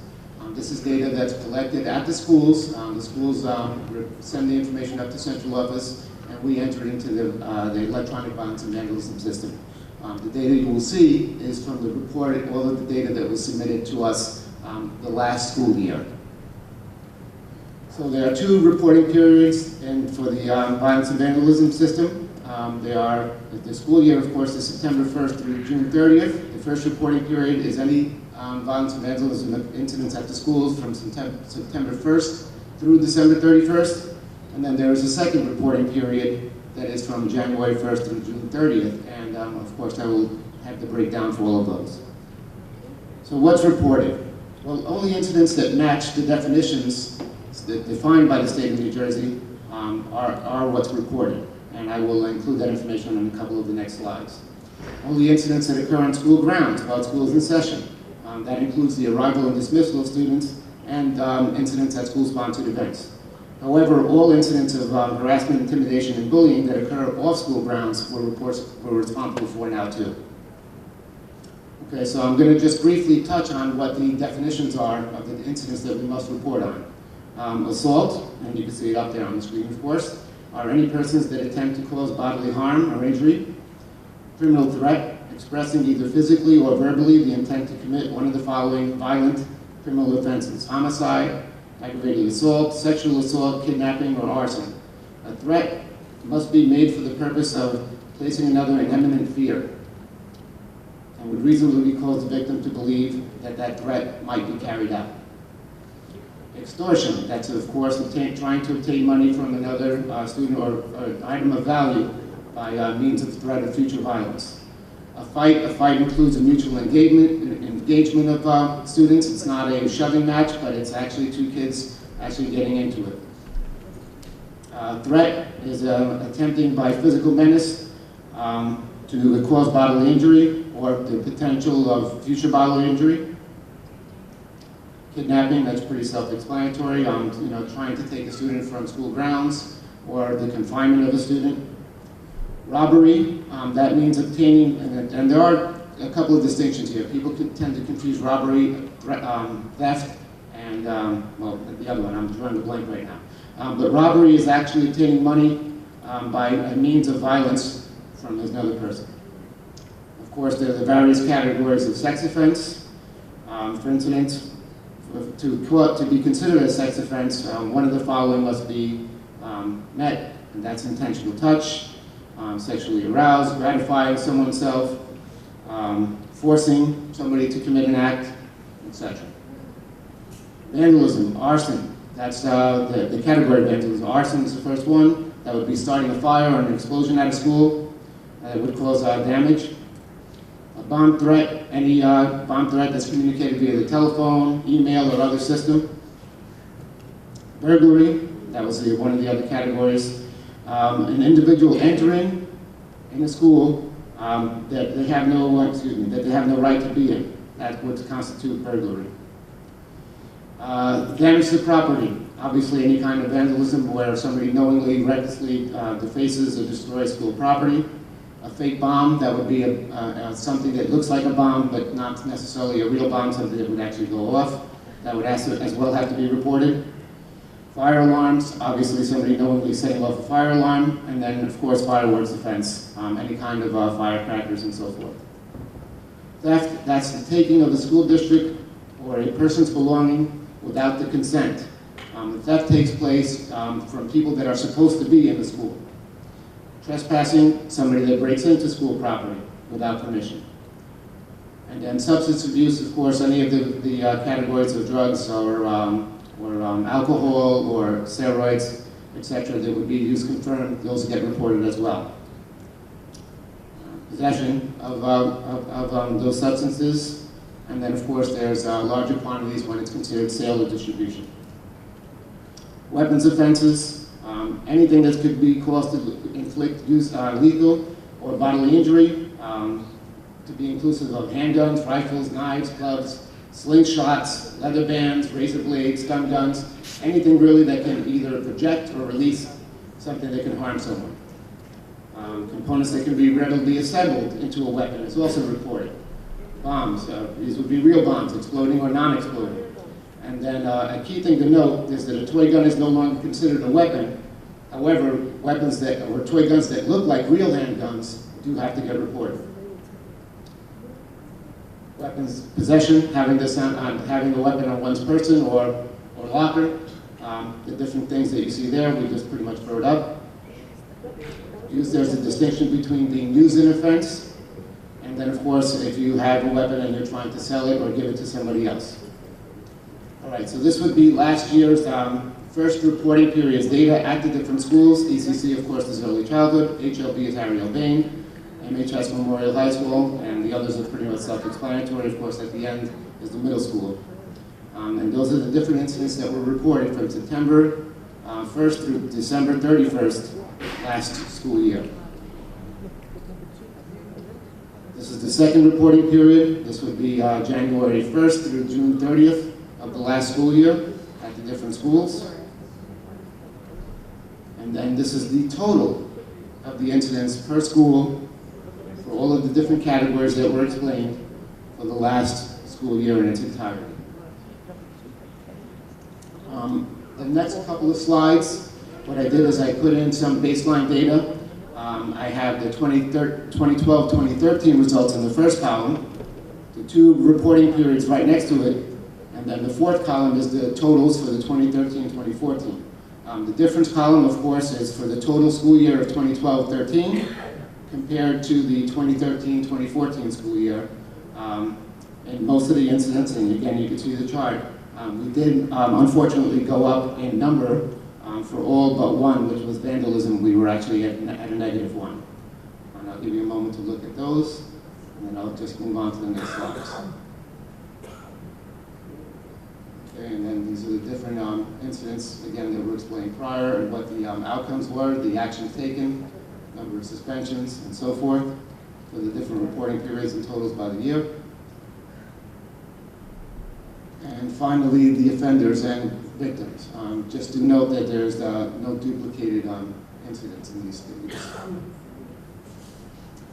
And that's basically the end of the report.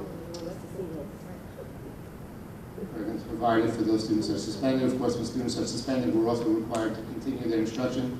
If the student is suspended for longer than 5 days, they must receive home instruction. That's it. Thank you.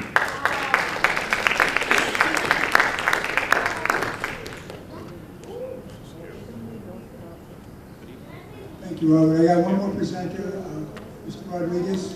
He's just going to piggyback off the opening of school to report to the board how the opening of school went at school number 4. Good evening, everyone. The start of the school year has been an exciting roller coaster ride at Albion City School number 4. We had our open house for parents yesterday, and we had a lot of curious parents observing their children's behavior in classes, observing teachers conduct their lessons, observing the security we have in place for their children, whether they are in the gym, in the cafeteria, in the halls, or in the nurse's office. And speaking of the nurse's office, our nurse's office was visited 2 weeks ago by 2 students, siblings, who had been sent down by their teachers to be checked out for bed bug bites. They were treated, the parent was called in, the County Board of Health was advised, and the rooms were thoroughly cleaned and sanitized. But though it was determined that it was an isolated incident, it was somehow leaked to the media during a slow news cycle, and it was hyped up into a phony epidemic. I sent a letter home to parents to quell their fears. I left a copy of the letter for all the board members, and the letter seemed to have the desired effect. Calm the parents' fears. We had our Parents' Night 3 weeks ago, where I had the chance to address parents in the auditorium. I encourage parents to take more ownership for their children's education. I incited them to become more vocal and demanding in protecting the rights of their children. We had a standing room only crowd in our auditorium that night, because as was previously said here, our school is busting at the seams. One reason being that we are welcoming in our school many students who are, although they are not in our school zone, have requested transfer to our school for different reasons.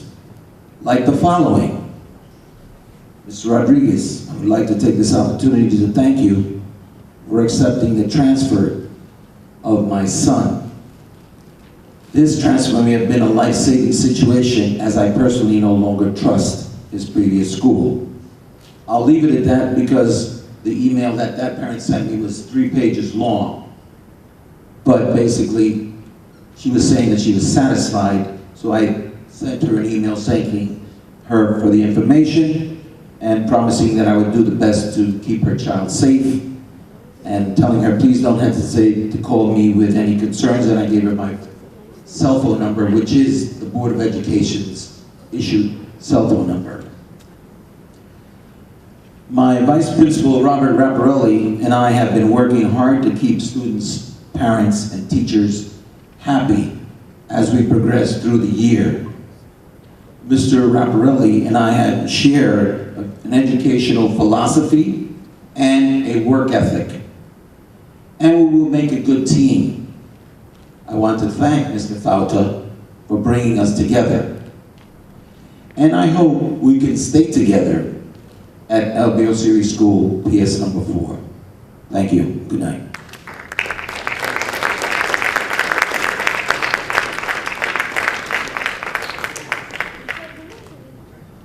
Okay, board members could go back onto the stage. We could do some presentations.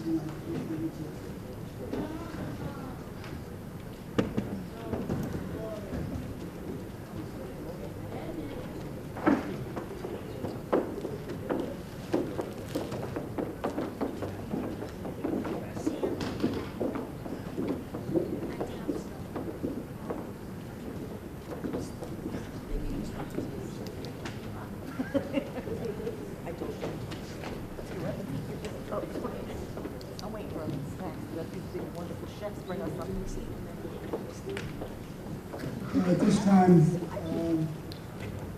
my monthly reports as far as employees, accidents, health issues, violence, they're all in file in my office. At this time, I'd like to read a prepared statement.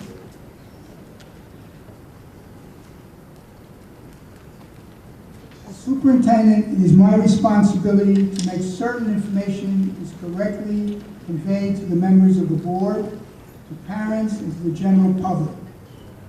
I revel in sharing with all you the wonderful news this district has enjoyed and saddens me greatly, and I must share with you information you must be aware of, even though I find it displeasing to share. You saw the positive things that went on.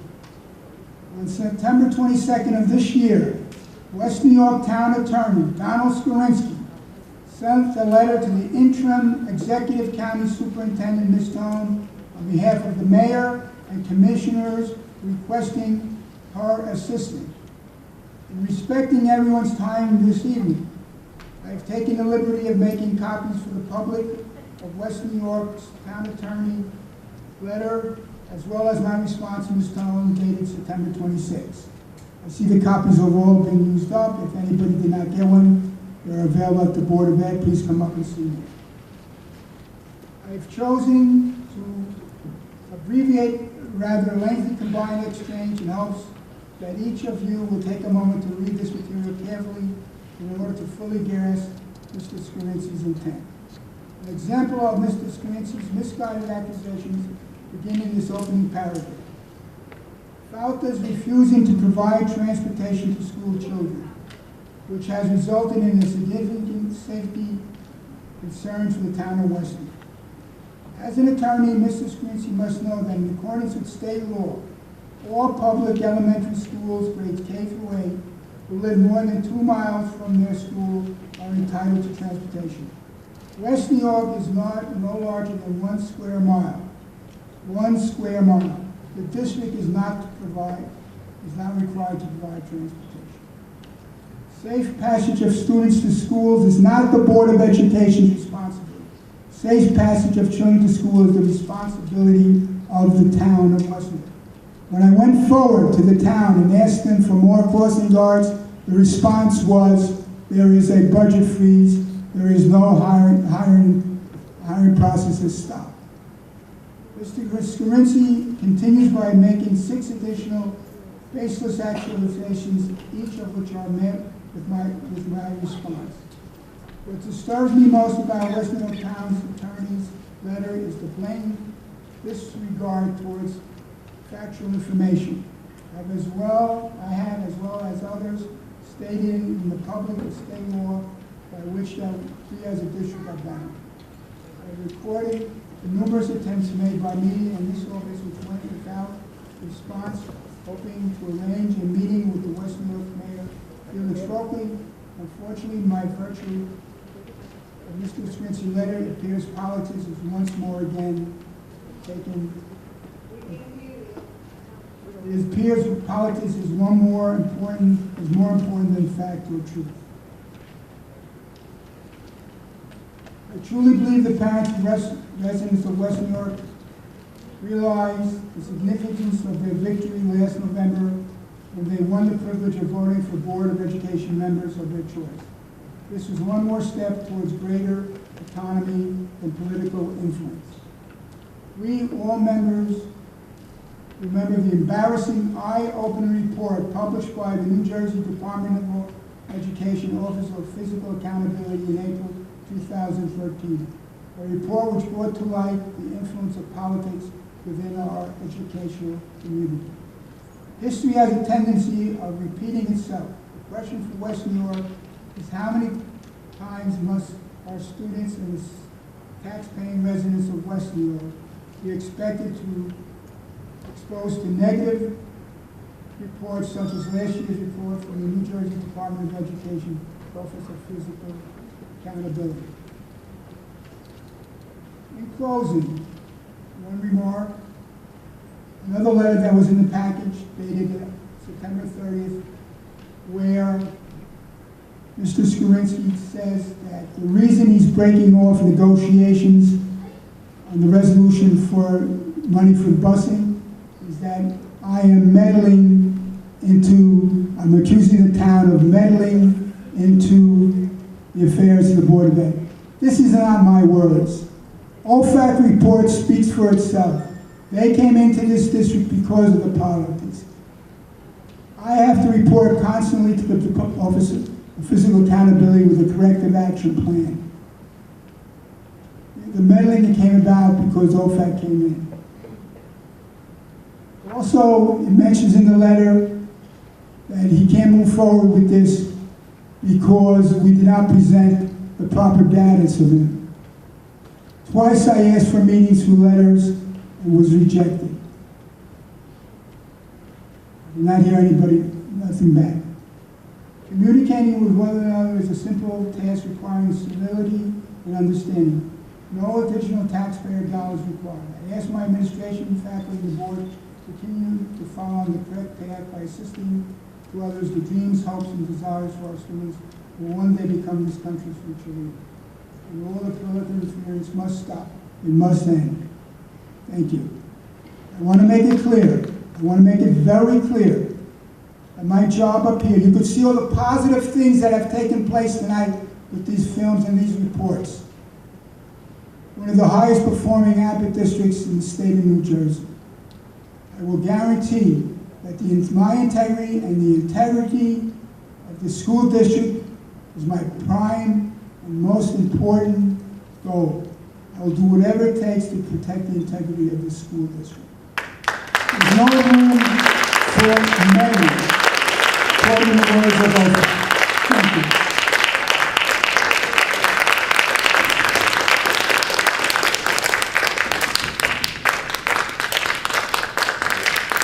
At this time,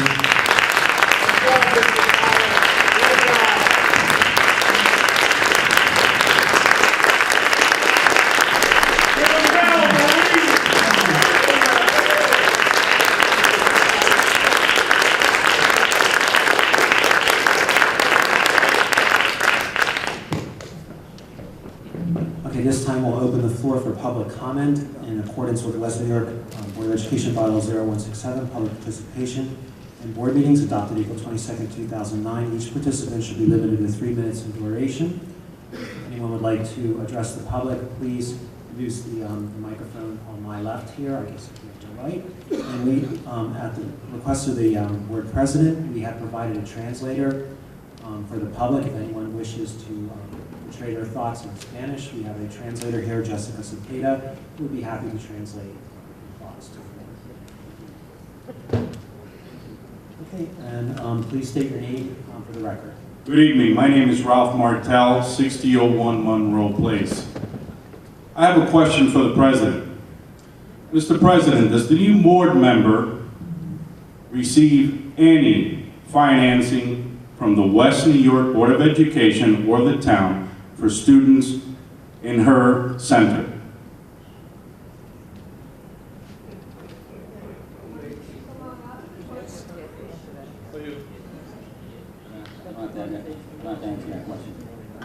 Well, how could you not answer a question? You're the board president. Wouldn't you want to know if there's a conflict of interest, sir?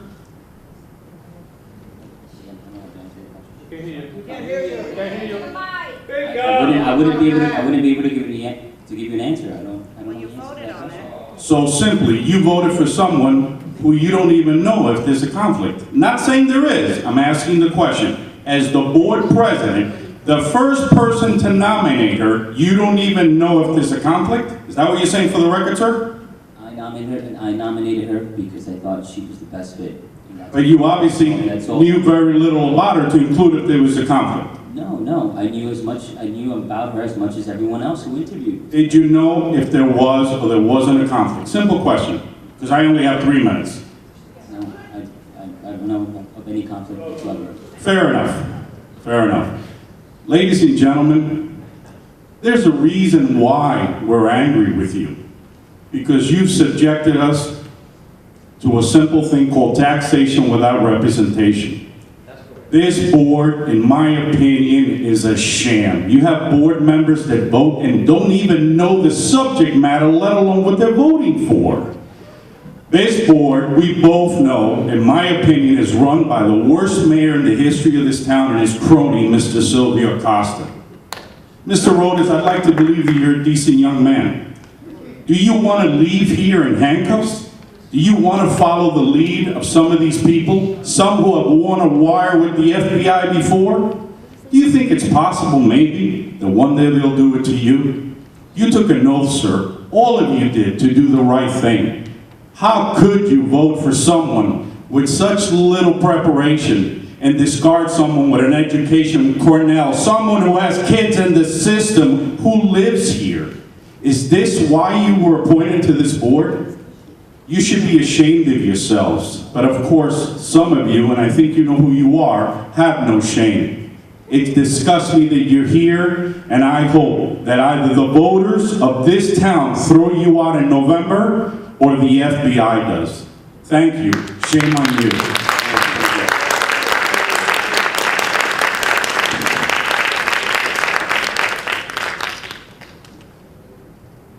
Carlos Bedencourt, 6305 Jackson. Very nice, attractive slideshow, by the way. However, it doesn't surprise me because we probably have the most fantastic teachers and staff imaginable. And that goes without question. We had, we have, and we always will have. Our problem lies with you folks, not the elected ones. See, you're legit, unlike the rest of us. It's a conflict, I don't know if you people are aware of it. If she's subsidized in any way through your school system, she shouldn't be sitting there. And that's fairly obvious to everybody. In fact, Mr. Franchetta, when she mentioned that, I saw your movements right away. You spoke to Mr. Fauta about it.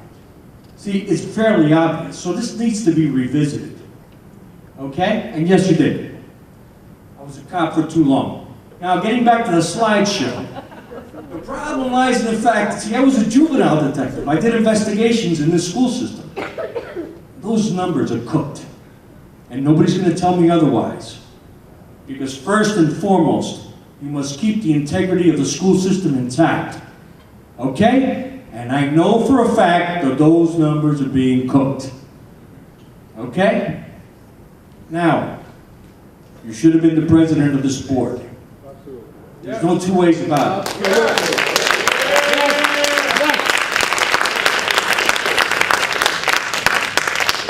But agendas are agendas. Mr. Rodas, you sat down with me one day and you said that I intimidated you. You best believe that's true. Have a good night all.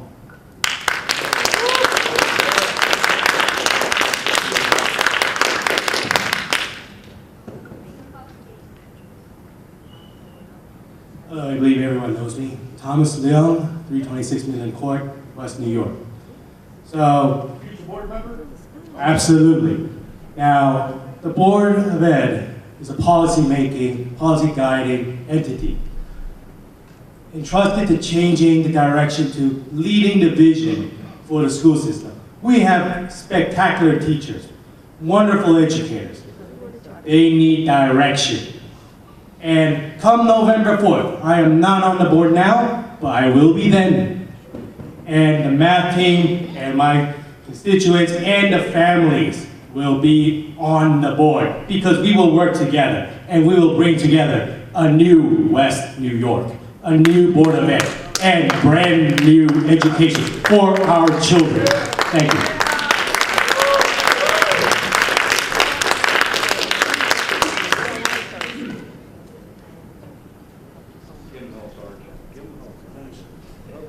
Patrick Cullen, 7267th Street, West New York. I'm a member of the loyal opposition of West New York Kids First 2014, and I'd like to hope that people look at the website and vote for Dr. Volpe, educated at Columbia and Harvard, myself, and Burley Sanchez, who was a parent of children. This question is addressed to Mr. Rodas and Mr. Parkinson, who are running against me and my team in November school board election. I filed an ethics complaint against you two for various acts. I'm sure you're aware of this. One thing that strikes me when I read the NewJersey.com article about my complaint against you two is that Pablo Fonseca seems to be speaking on your behalf. Why is that? Is he running your campaign? Mr. Rodas, is Pablo Fonseca running your campaign? No comment. You heard that. You didn't say no. He said no comment. Looks like you're not answering your question. That's a personal question. Again, you know, Patrick. When you run for the board, you're public, but you wouldn't know. You have 3 minutes, Patrick. You have 3 minutes. Matthew, make sure you time me, please.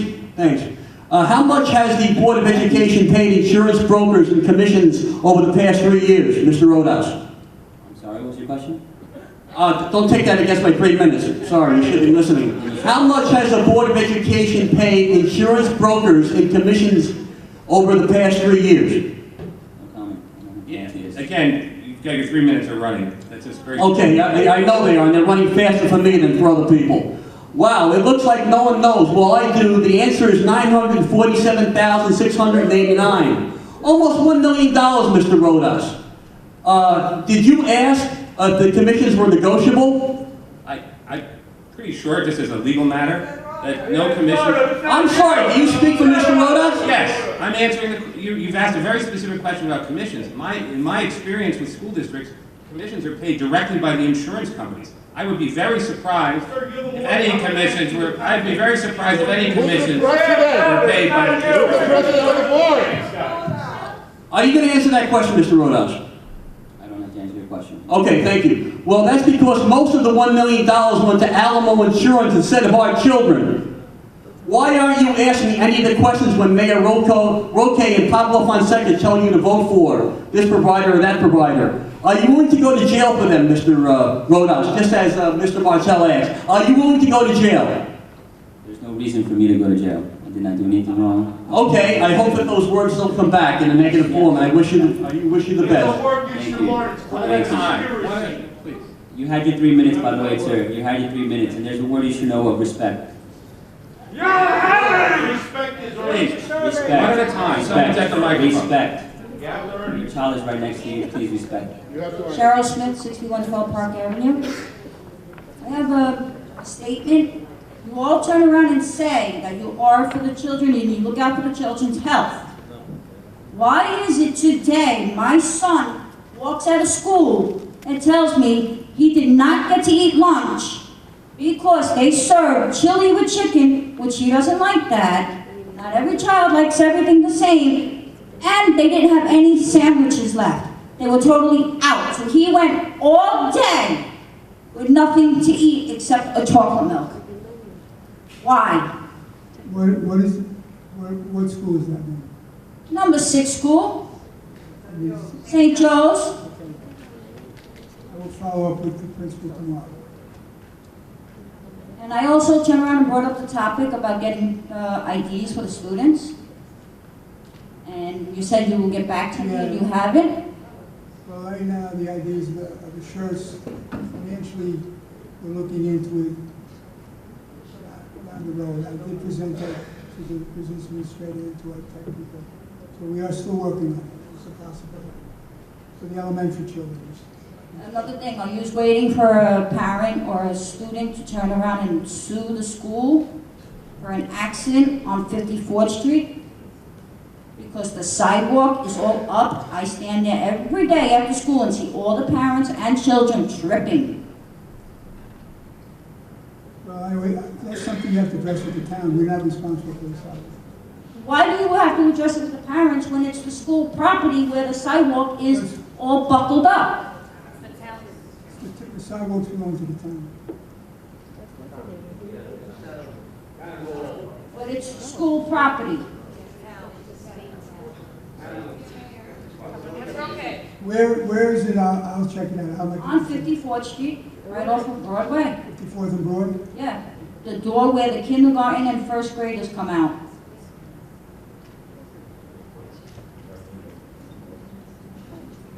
Actually, the school should notify the town.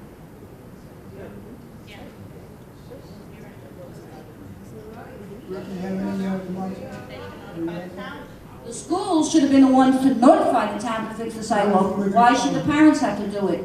You said that St. Joseph was all complete for the parents to bring their children there. That's not complete. That's a safety issue.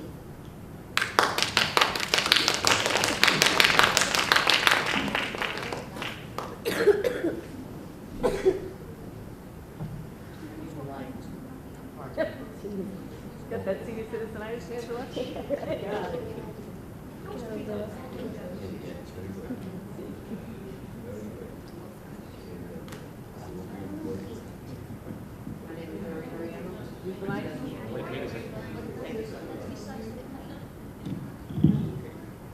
Doreen Ariema.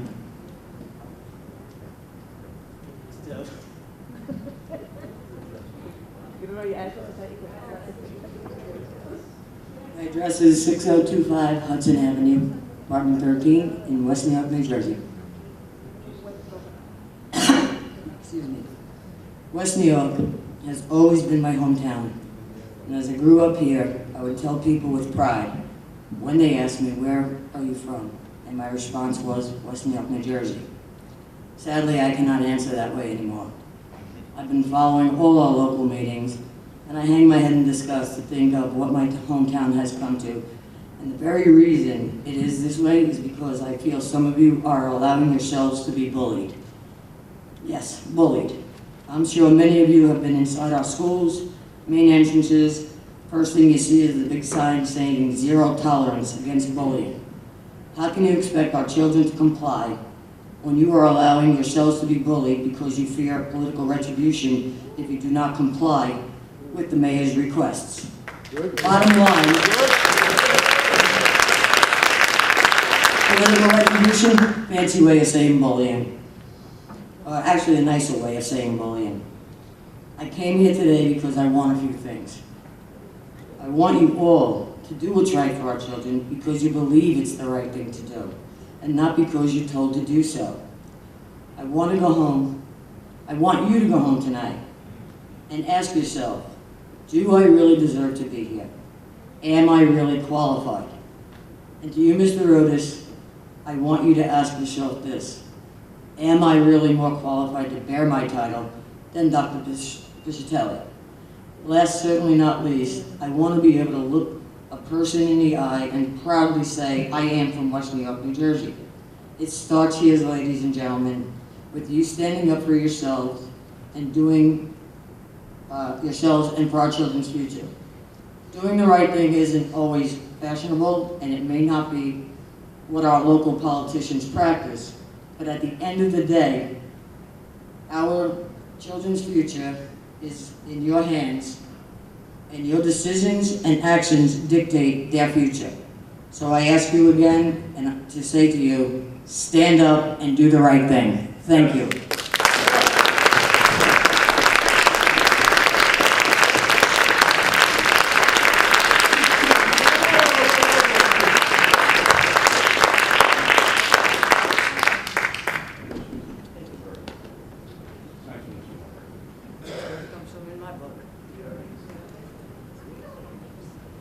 Thanks.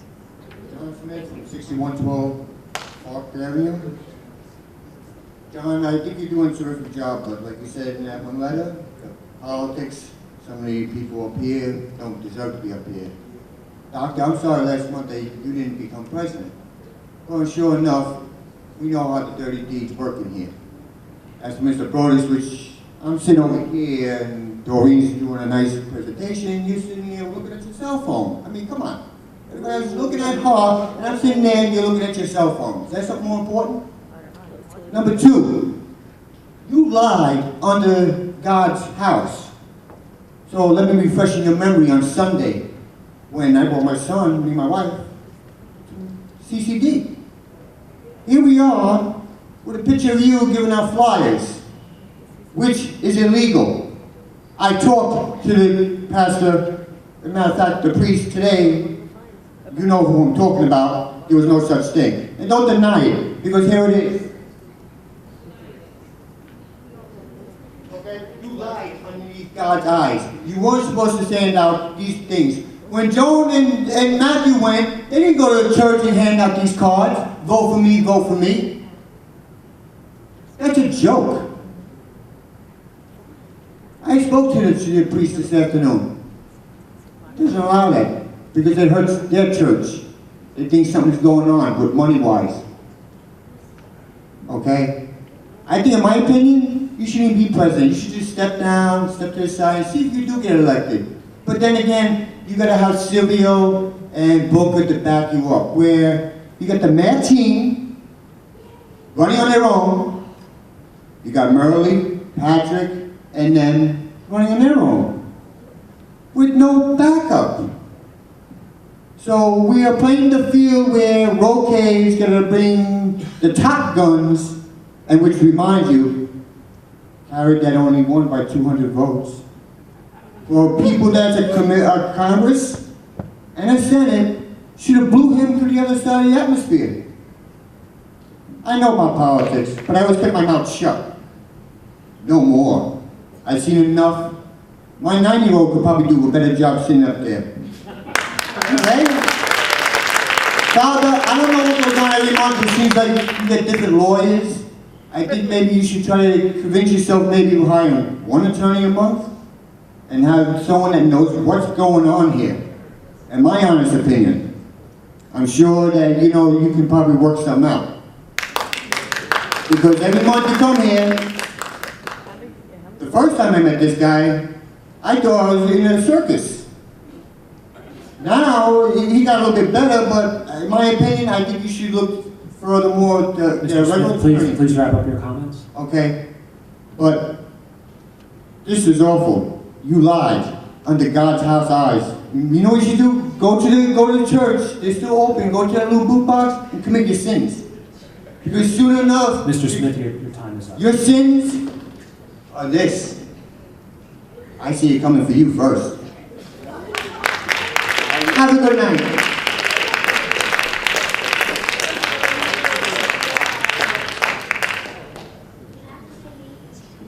My name is Oida Correa. I'm 4 Austin Place, Hasbrook Heights, New Jersey, but I am a number 3 school math teacher, 6th grade. I just want to speak on this week, happens to be National Respect Week, and I posted this on my classroom, and it says, show respect even to people who don't deserve it, not as a reflection of their character, but as a reflection of yours. And as a teacher, I'm a little disappointed in saying, I mean, I understand that we all have passion, because if you know me, you know I'm full of passion. But I still think we need to respect our community. And as a West New Yorker, that I was born here, I've been working for West New York since I was 14 at the rec program, and I still work for West New York, and I have no intentions of leaving West New York.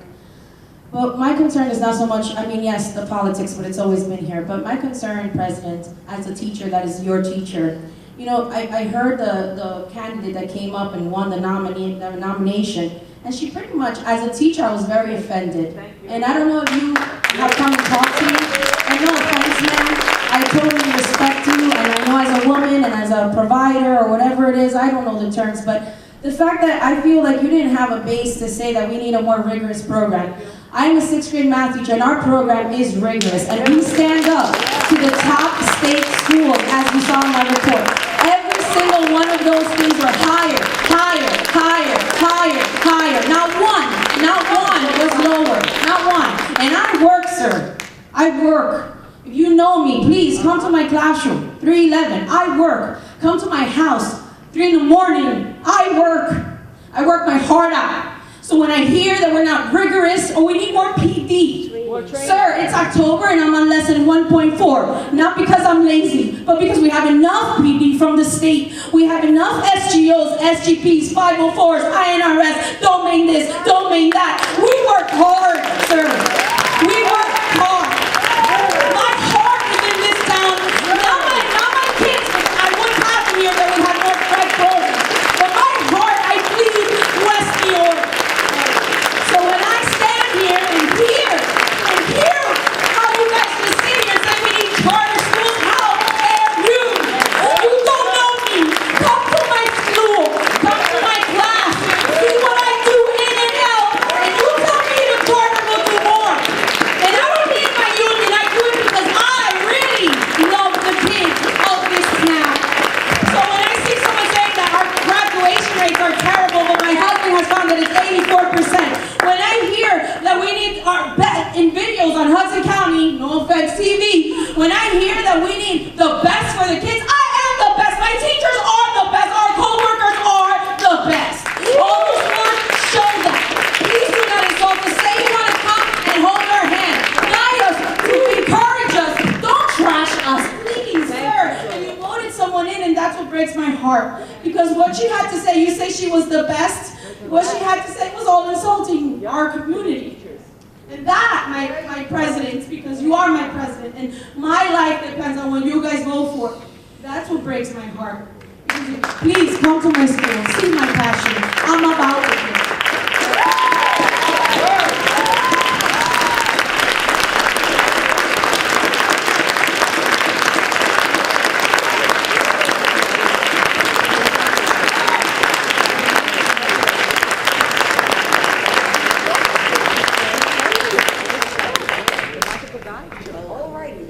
Takes a sample.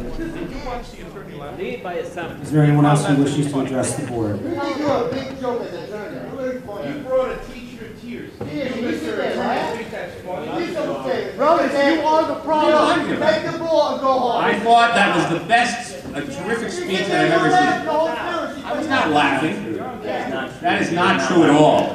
You don't know what you're talking about. I was very, very impressed with everything that woman said. And I actually thought that it's going to be a very hard act for anyone to follow. So I apologize that now you have to go. So you'll have also give a great speech. I just talk from the heart. Like Very good. And nothing is written, nothing is. Can hear you. Hello? Anna Sequeira, 5200 Park Avenue. Been listening all night to everybody, and I'm glad that the teacher got out here and spoke up for the teachers and for the community. As adults, we're the example for our children, and we haven't been leading by example. And by turning one against the other, and by bullying, like Doreen said, because that's basically what it is. This is not what we should be examples for our children. The children need leadership. Children need guidance. We need to show compassion to one another. We need to teach this to our children. They can't see what's going on. They hear it. They see the news. They see it on Facebook, they see everything. It's disturbing. It breaks their spirits. It breaks the spirits of the teachers. It breaks the spirits of the community. You are trustees. We entrust you to guide us, to do the right thing by our children. It's not being done. So if you want to be there, do the right thing. The only thing that matters is our children. They can't defend themselves. That's why you are trustees. Do right by the kids, do by the community, and we will be one united town once again. Thank you.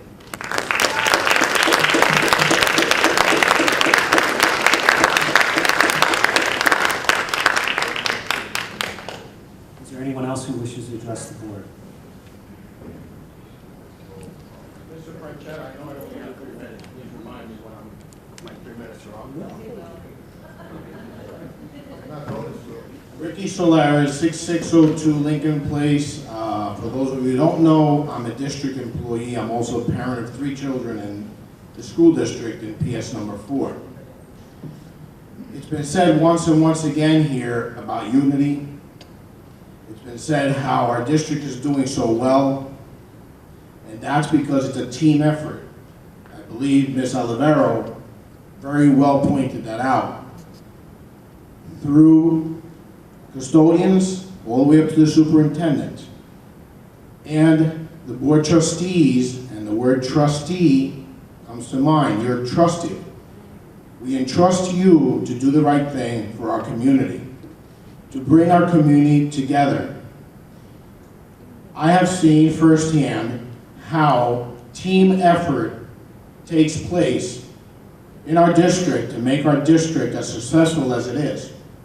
I believe it was Charles Dickens who said, "United we stand, divided we shall fall." And maybe someone can correct me whether it was him or not. But we need unity more than ever in this town. What has been going on and the division that has been going on is killing this town. I have been living in this town since 1969. My wife and I have been considering moving out. We were discussing it in the car on our way home from football, and my 2 boys said, "Daddy, why would we move out of West New York? We love it here. How about our friends? How about football?" My children are the only thing keeping me in West New York today. We need to unite this town, one way or another. We need to come together and work together in unison if we're going to make things better. That is the only thing that's going to make it better. Regardless of who you support, who you don't support, everybody has a constitutional right to support whoever they feel they need to support. But at night, when you put your head on that pillow, you need to be able to live with your decisions, whether they were good or bad. No one is perfect. We all make mistakes. I doubt there's a single person in this room that can come to this microphone and say they are perfect. There is no perfect human being on this earth. But if we work together, the imperfections of one person will be superseded by the perfections of the other person who might have their own imperfections. So I ask you tonight, regardless of what you do, you sit up there, you set the tone after the superintendent recommends it.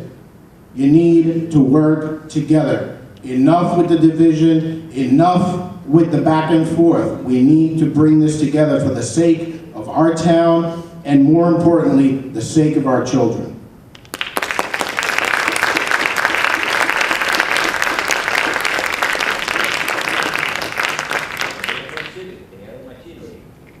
Is there anyone else who wishes to address the board?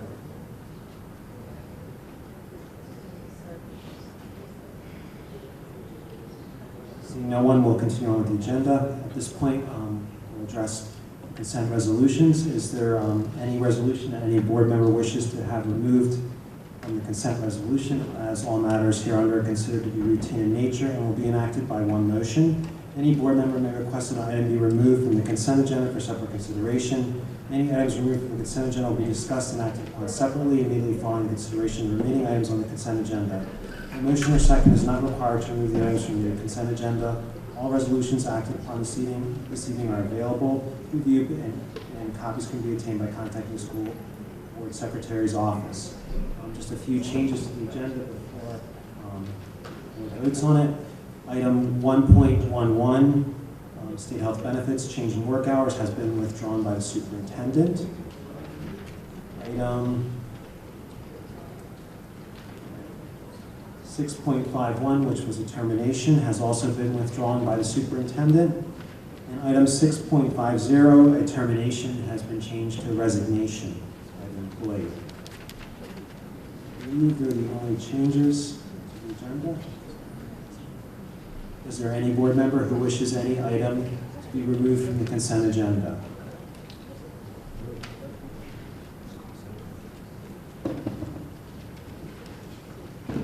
Any board members that wish any items to be removed from the consent agenda? Seeing none, at this point,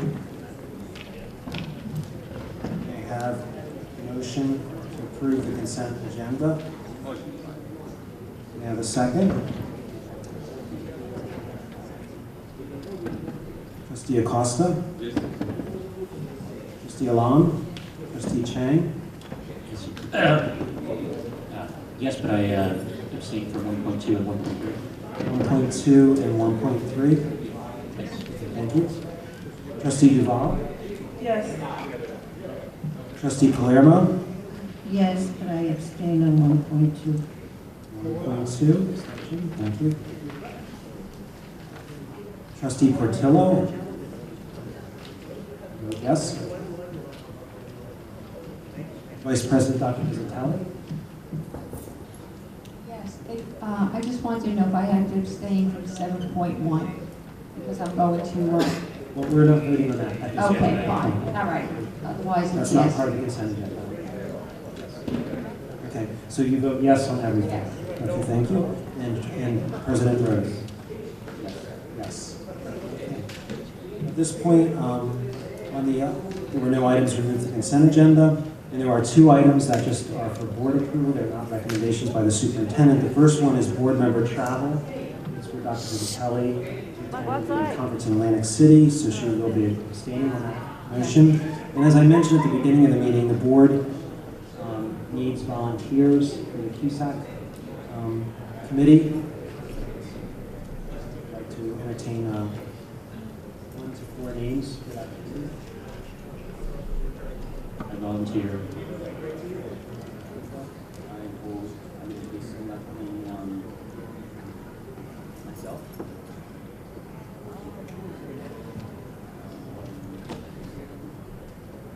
And Parkinson. This is what we're at.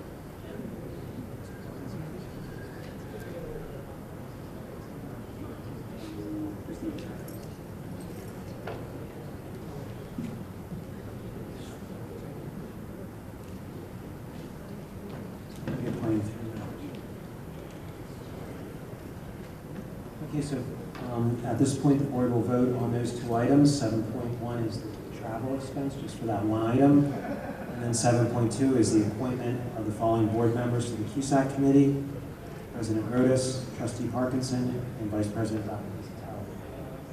May I have a motion? And a second. Trustee Acosta? Yes. Trustee Alam? Trustee Chang? Yes. Trustee Duval? Yes. Trustee Palermo? Yes. Trustee Parkinson is not here. Vice President Dr. Pizzatelli? Yes, You but I abstain from 7.1. 7.1.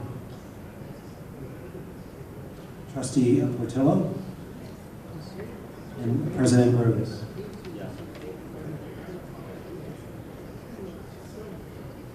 At this point, we'll open the floor again for any public comment. Anyone who wishes to address the board in accordance with West New York Bylaw 0167, public participation in board meetings adopted April 22nd, 2009. Each participant should be limited to 2 minutes duration. Is there anyone who wishes to address the board?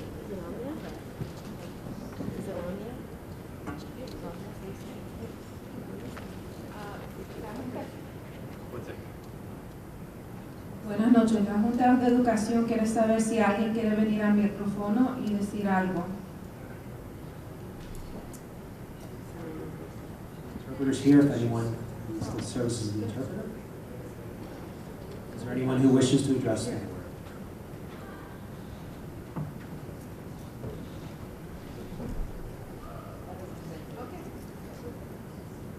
Hi, Carrie Culhane, 235 58th Street. I'm a teacher in West New York and a member of a union. I'm not sure if the trustees are aware. Two of our members have a 1-year-old that has stage 4 cancer. We're having the board, I guess you just approved the fundraiser. We're going to have a fashion show here with the children in town to help with the medical and needs for the family. So I want to thank you for approving that. When is that? The fashion show is going to be January 24th. Thank you. Invitations to be carried. Don't you allow them to the board member. I can't hear you. Give me invitations and I'll get them to the board. Oh, yes, okay. Thank you. January 24th, that was, right? Yes, you're in the middle. We need kids. Get the kids in town to go. Is there anyone else who wishes to address the board? We'll move on to the next session on the agenda, board member comments. Mr. Chang wanted to speak about seminars that he attended through New Jersey school boards. Yes. So I know that, I don't know if you guys have this as hard copies or by board docs, but I received this pamphlet from the School Board Association for one of the trainings that I attended, called Preparing for Bargaining. I encourage all of you guys to try to go to some of this school board training. This one I have to say was particularly intense. It was, I think we started either at 8 or 9 o'clock in the morning, and it ended at 4. They were actually giving lectures and PowerPoints even throughout lunch. This material, as you can see through this book, for bargaining, and then the continuation of that, I think, is negotiations, which I have on Saturday. So it's a 2-part series, or 3 parts, I think, with school boards. One of the things that I brought up with the board secretary was the need for a Bergenfield letter. So, when I got on this board, we were told that there were no committees at all, which kind of confused me because it seems that we do have committees. In particular, we do have a negotiations committee. We do not have this stated in our Bergenfield letter. So a Bergenfield letter, if you go through this document, they give a sample Bergenfield letter. The Bergenfield letter states who is part of the negotiations committee, who's also on the other side as well. And it also says that the board will act, this committee will act in good faith. So the curious thing that I've found is, in fact, that there are no, with my conversation with Mr. Franchetta, is in fact, there are no board members on the negotiations committee. And I don't feel that we've actually ever been asked this question of whether or not we'd like to be on the negotiations committee.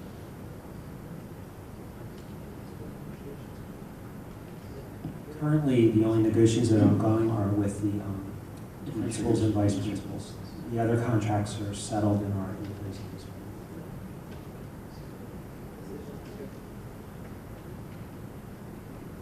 So for the sake of our negotiations committee, I highly suggest that we set up a negotiations committee and ask any board members who'd like to be on this negotiations committee.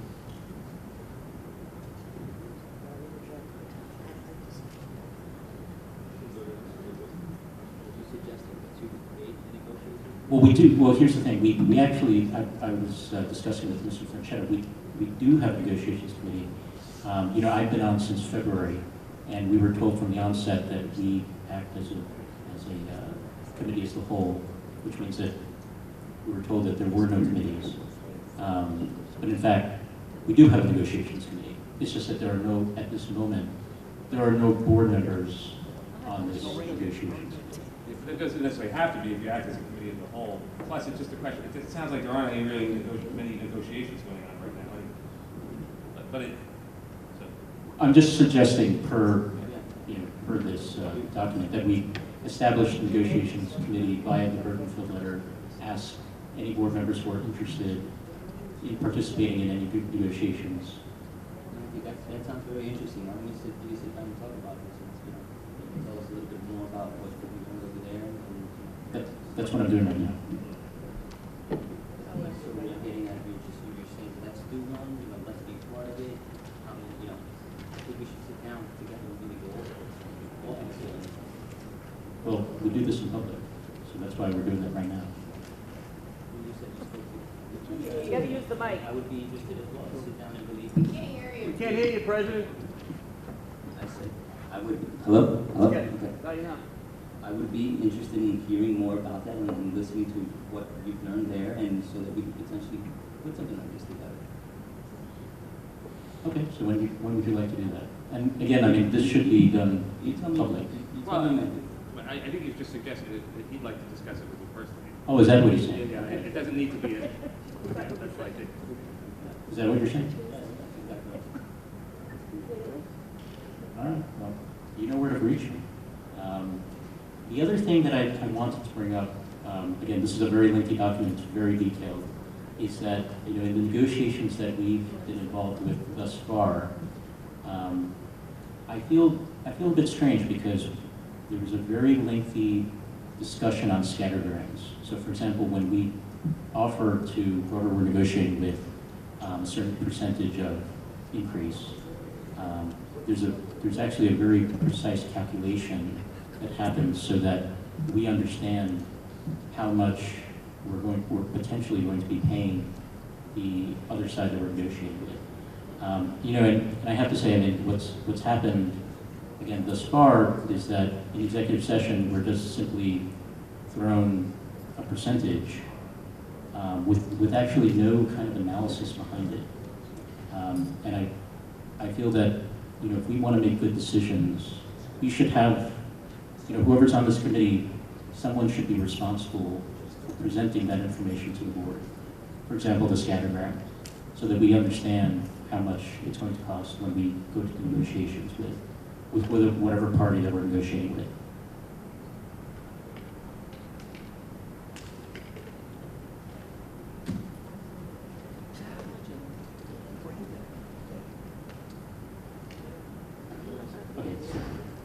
Okay, so that's it for preparing for bargaining. If you have any questions, feel free to ask me. The other School Boards Association training that I went to was Advanced Boardmanship, which is a very interesting course. There's a few things. I spoke directly with the president of School Boards Association, and I told him a lot of the problems that we have at our meetings. And, I went off on a list of things that I had problems with. And he just kept telling me, Matthew, I think you have a serious problem. I said, yes, I understand that, Mr. Luna. He offered training to this board through our field services rep. If we want the training in any manner that they offer.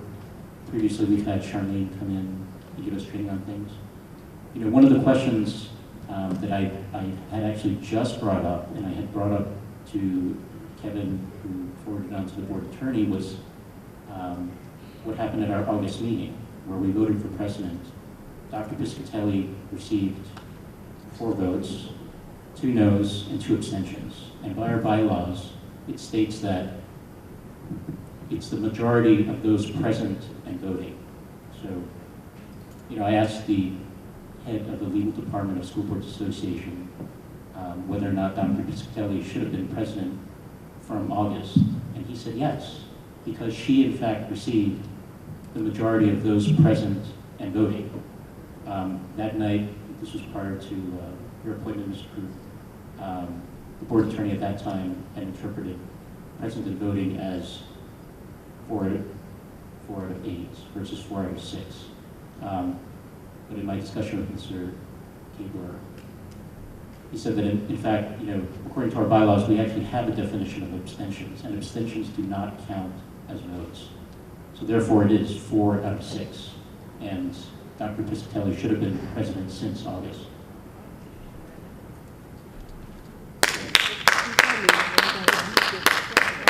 I'd like your opinion on that.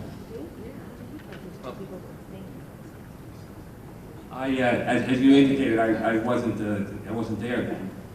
But Kevin did forward something to me yesterday. Unfortunately, I had a trial today, and that's why I was a little late for the board meeting tonight. I haven't really had a chance to look at it in detail yet. Okay. But I will, and I'll report back to the board. And I will say also, so, I mean, just, I'll need to review it, and then I'll report back to the board by the next board. Okay. I mean, you can email us back when you have the answer. But I think it's pretty clear. I mean, I've got 2 opinions now from School Board Association. That's the majority of those present and voting, which is 4 out of 6. So I personally don't even believe that Mr. Rodas is legitimately president. In fact, That's a totally separate question, because even if there was some issue with the first election, generally under Robert's Rules of Order, once you're past that night, that issue is probably closed out. Like I said, I'm going to have to look into this in some more detail. Okay. But I was here for the election of Mr. Rodas, and that was done properly, and that was appropriate. So he again, thought, by the way, I've got to- Mr. Kiepler actually thought that your interpretation of roll call vote was quite novel. It's Kelber, by the way. Kepler, sorry. He thought your interpretation was a little bit novel. I gave him. Another thing that I wanted to bring up, according to this, again, this is, I believe, in your board docs, is rescinding of a motion that was previously given. And in this document, it says that in order to rescind something that was previously passed, it requires, it's on page 4, by the way,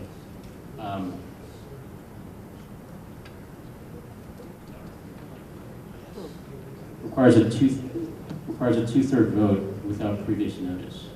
Again, I had asked you at the last meeting to research the situation with Alamo Insurance and the peculiarities of what happened in our June meetings. And I was wondering if you had an opinion about that. Who are you directing? Board attorney. Oh, I'm sorry, I don't recall being requested by You said you were going to look into it. I don't recall being requested formally to do anything about that. I did speak to Mr. Flynn about just very briefly, about some issues perhaps that he had investigated, but I haven't done anything formally. Okay, so I mean, I had made a motion to terminate that night. You said that you would do some more research on that. I actually, in fact, Mr. Rodas was asking about the ramifications of us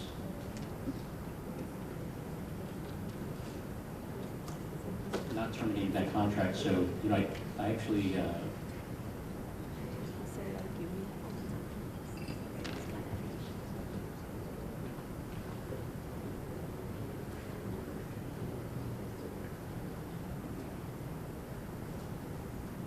I made 10 copies, so I'm not sure if there's going to be one. I think there should be. Or perhaps.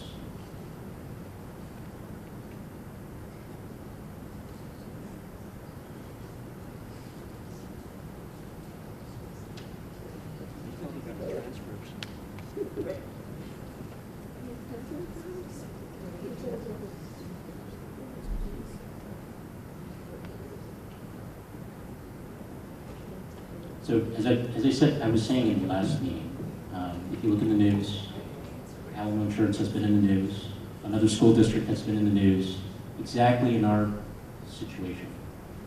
They've been fined by the Department of Education for improper appointment of Alamo Insurance as a professional service. The Department of Education does not believe that an insurance broker is a professional service. If you look at the motion that was passed by this board in the second June meeting, we have appointed Alamo Insurance as a professional broker.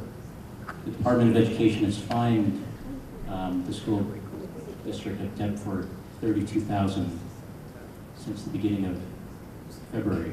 And this is the amount that the state says is the aid that they've given to this school district. Our school district, I believe we received over $90 million of our school budget from state aid. And I think we have a problem with Alamo Insurance since, from my research, since the 2013-2014 school year, when this board also just unilaterally kicked out Brandon Brown after being our insurance broker of record for 10 years and appointed Alamo Insurance. So, Mr. Rodas, I wanted to bring this to you because, you know, this is an article in the newspaper, this is a summary. Underneath that is the actual OFAC report from the Department of Education stating how they find this school district for that matter, which is nearly identical to our situation. You know, so for you to say that, well, I don't know the ramifications of this. I said that night, I take this matter very seriously. You know, it's been announced that Superintendent Falcon has said that we are under investigation. I take this very seriously. That is why at every meeting, I always make a big fuss over the fact that we need to do things right. We need to do things that are above board. We need to follow our bylaws.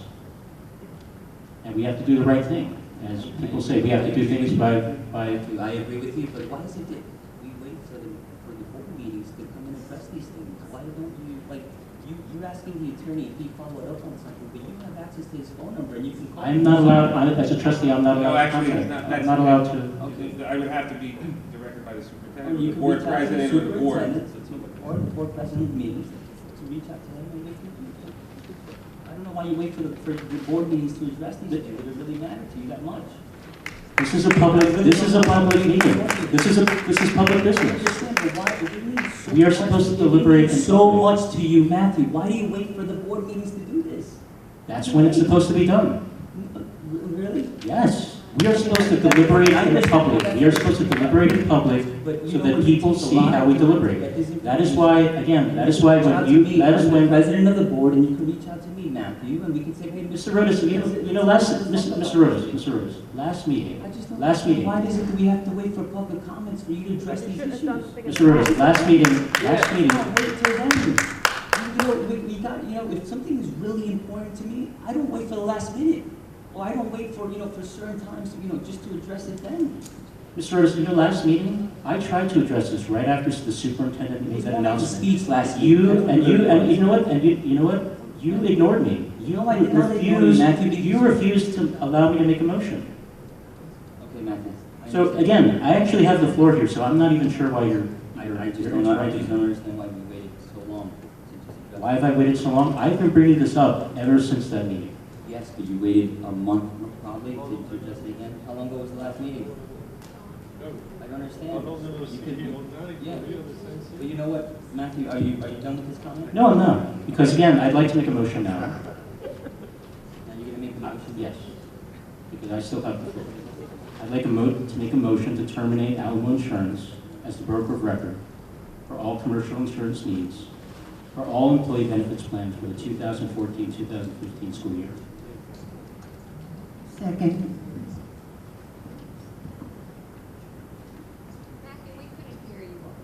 Sorry, I made the motion again.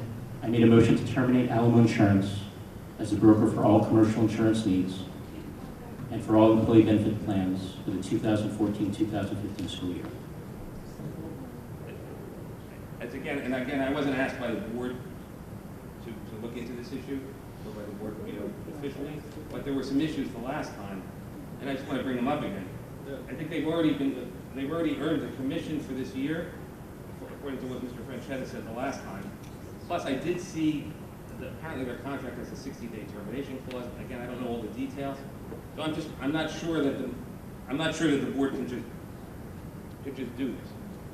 Because I don't know how if you terminated them, who would do it? Could you find someone else to do it? There's a lot of ramifications. Well, that night, board attorney, I had actually tried to open up the RFQ again because I didn't think that this board can make a decision if the people didn't even see the presentations.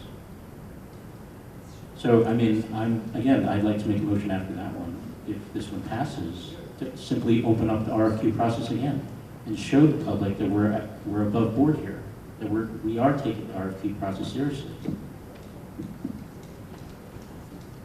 I have a suggestion. We're in discussion. Yes. My suggestion is maybe next meeting we come a little more early. We can we can get some advice from the lawyer and check the contract, like we did today. I'd just like to piggyback over something right now. I just want to say one thing right now. I'll repeat what I told a couple weeks ago. OFAC did contact us. They are seriously looking into this matter. They are threatening to take funding away, as Matthew said, the commissions. This is a serious matter. I was told to say this in public. I'm repeating what they say. OFAC is looking into this. They requested information from us, and they did say if they find us in violation, we're going to have to pay all those commissions back to the Department of Education. This is a fact. I'm just adding light to what we've been talking about. And what was stated before is that, in fact, in the last 3 years, we've paid nearly $1 million in commission fees.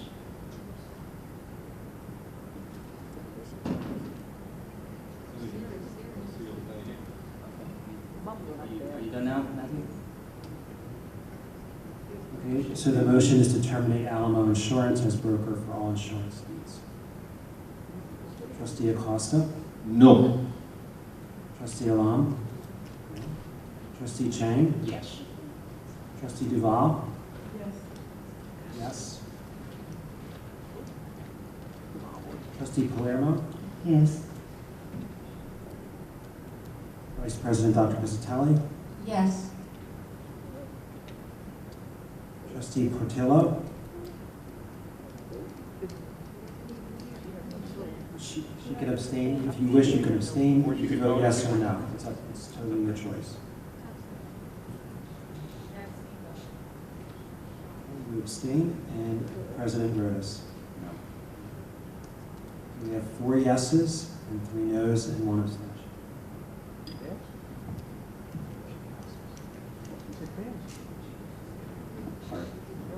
I'd like to make a motion to open the RFQ process Yeah, again. 60 days notice.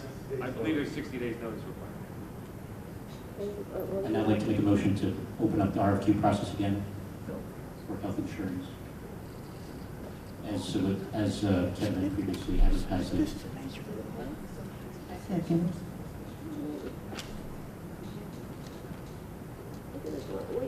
Any discussion? Well, I have a concern about this opening. Everybody who was there and saw the presentations made the decision.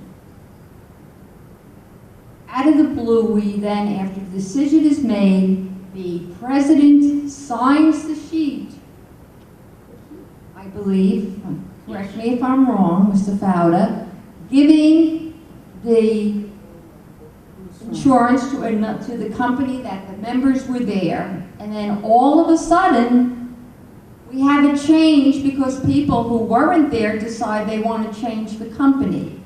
I truly don't want to look bad or improper because something was done not correctly. I still believe, based on the presentations that were given and the fact that that president signed the form, and this is who we selected, it should go back to that. That's my opinion. That was not called for that night. I actually agree with Dr. Piscatelli. I would like to withdraw my second of the motion because I believe our initial vote for Brown and Brown was legitimate. It was the rescission of that.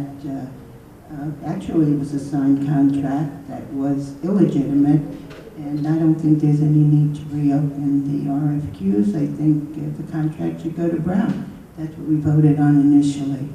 And when it was signed, how could you change that? I have a comment. We're going to have a new board member in January. We're giving 3 months notice. We should wait for the new member to come out because they're the one going to work on. So they had 3 months. 3 months to decide that. We really need 3 to months wait. is January. We're already in October, November, December, January. The new member can decide what they want. We already decided. I'm talking about the new member can make the decision. Current members decided. So at this point, Trustee Palermo has withdrawn her second. Is there anyone else who wishes to second the motion? If not, the I motion. withdraw the motion, and then I changed the motion to again appoint Brown and Brown as the insurance broker. Second.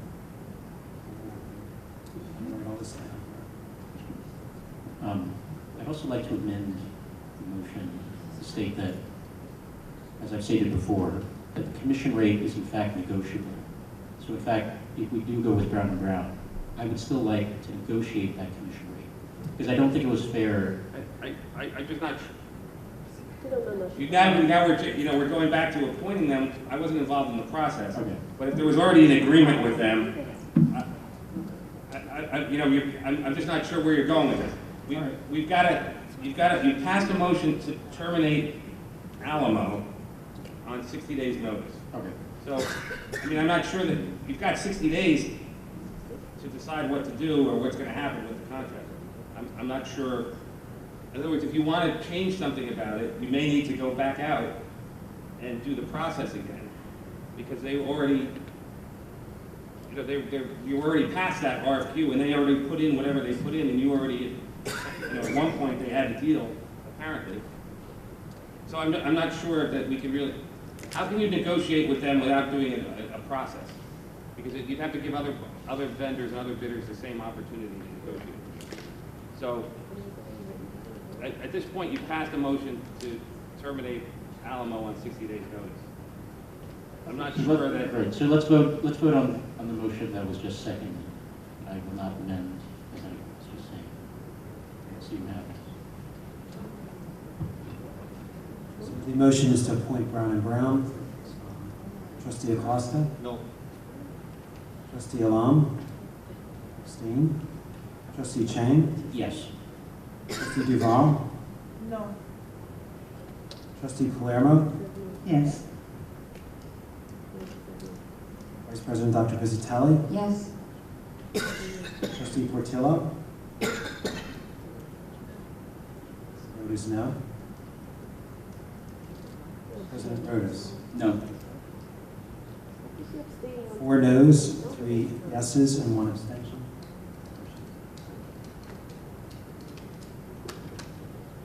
And so for the last presentation that I have is actually that it's something that I think is very interesting, which is how to create strong communications contributes to student and school success.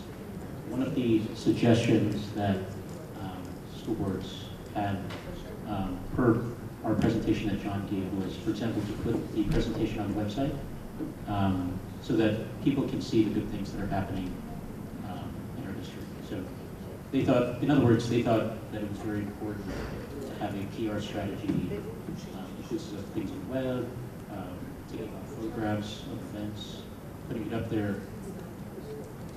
Yeah, so that's what this packet was about. I thought it was a very good suggestion on how to make the district, how to show people all the things, showcase the district of all the good things that are happening.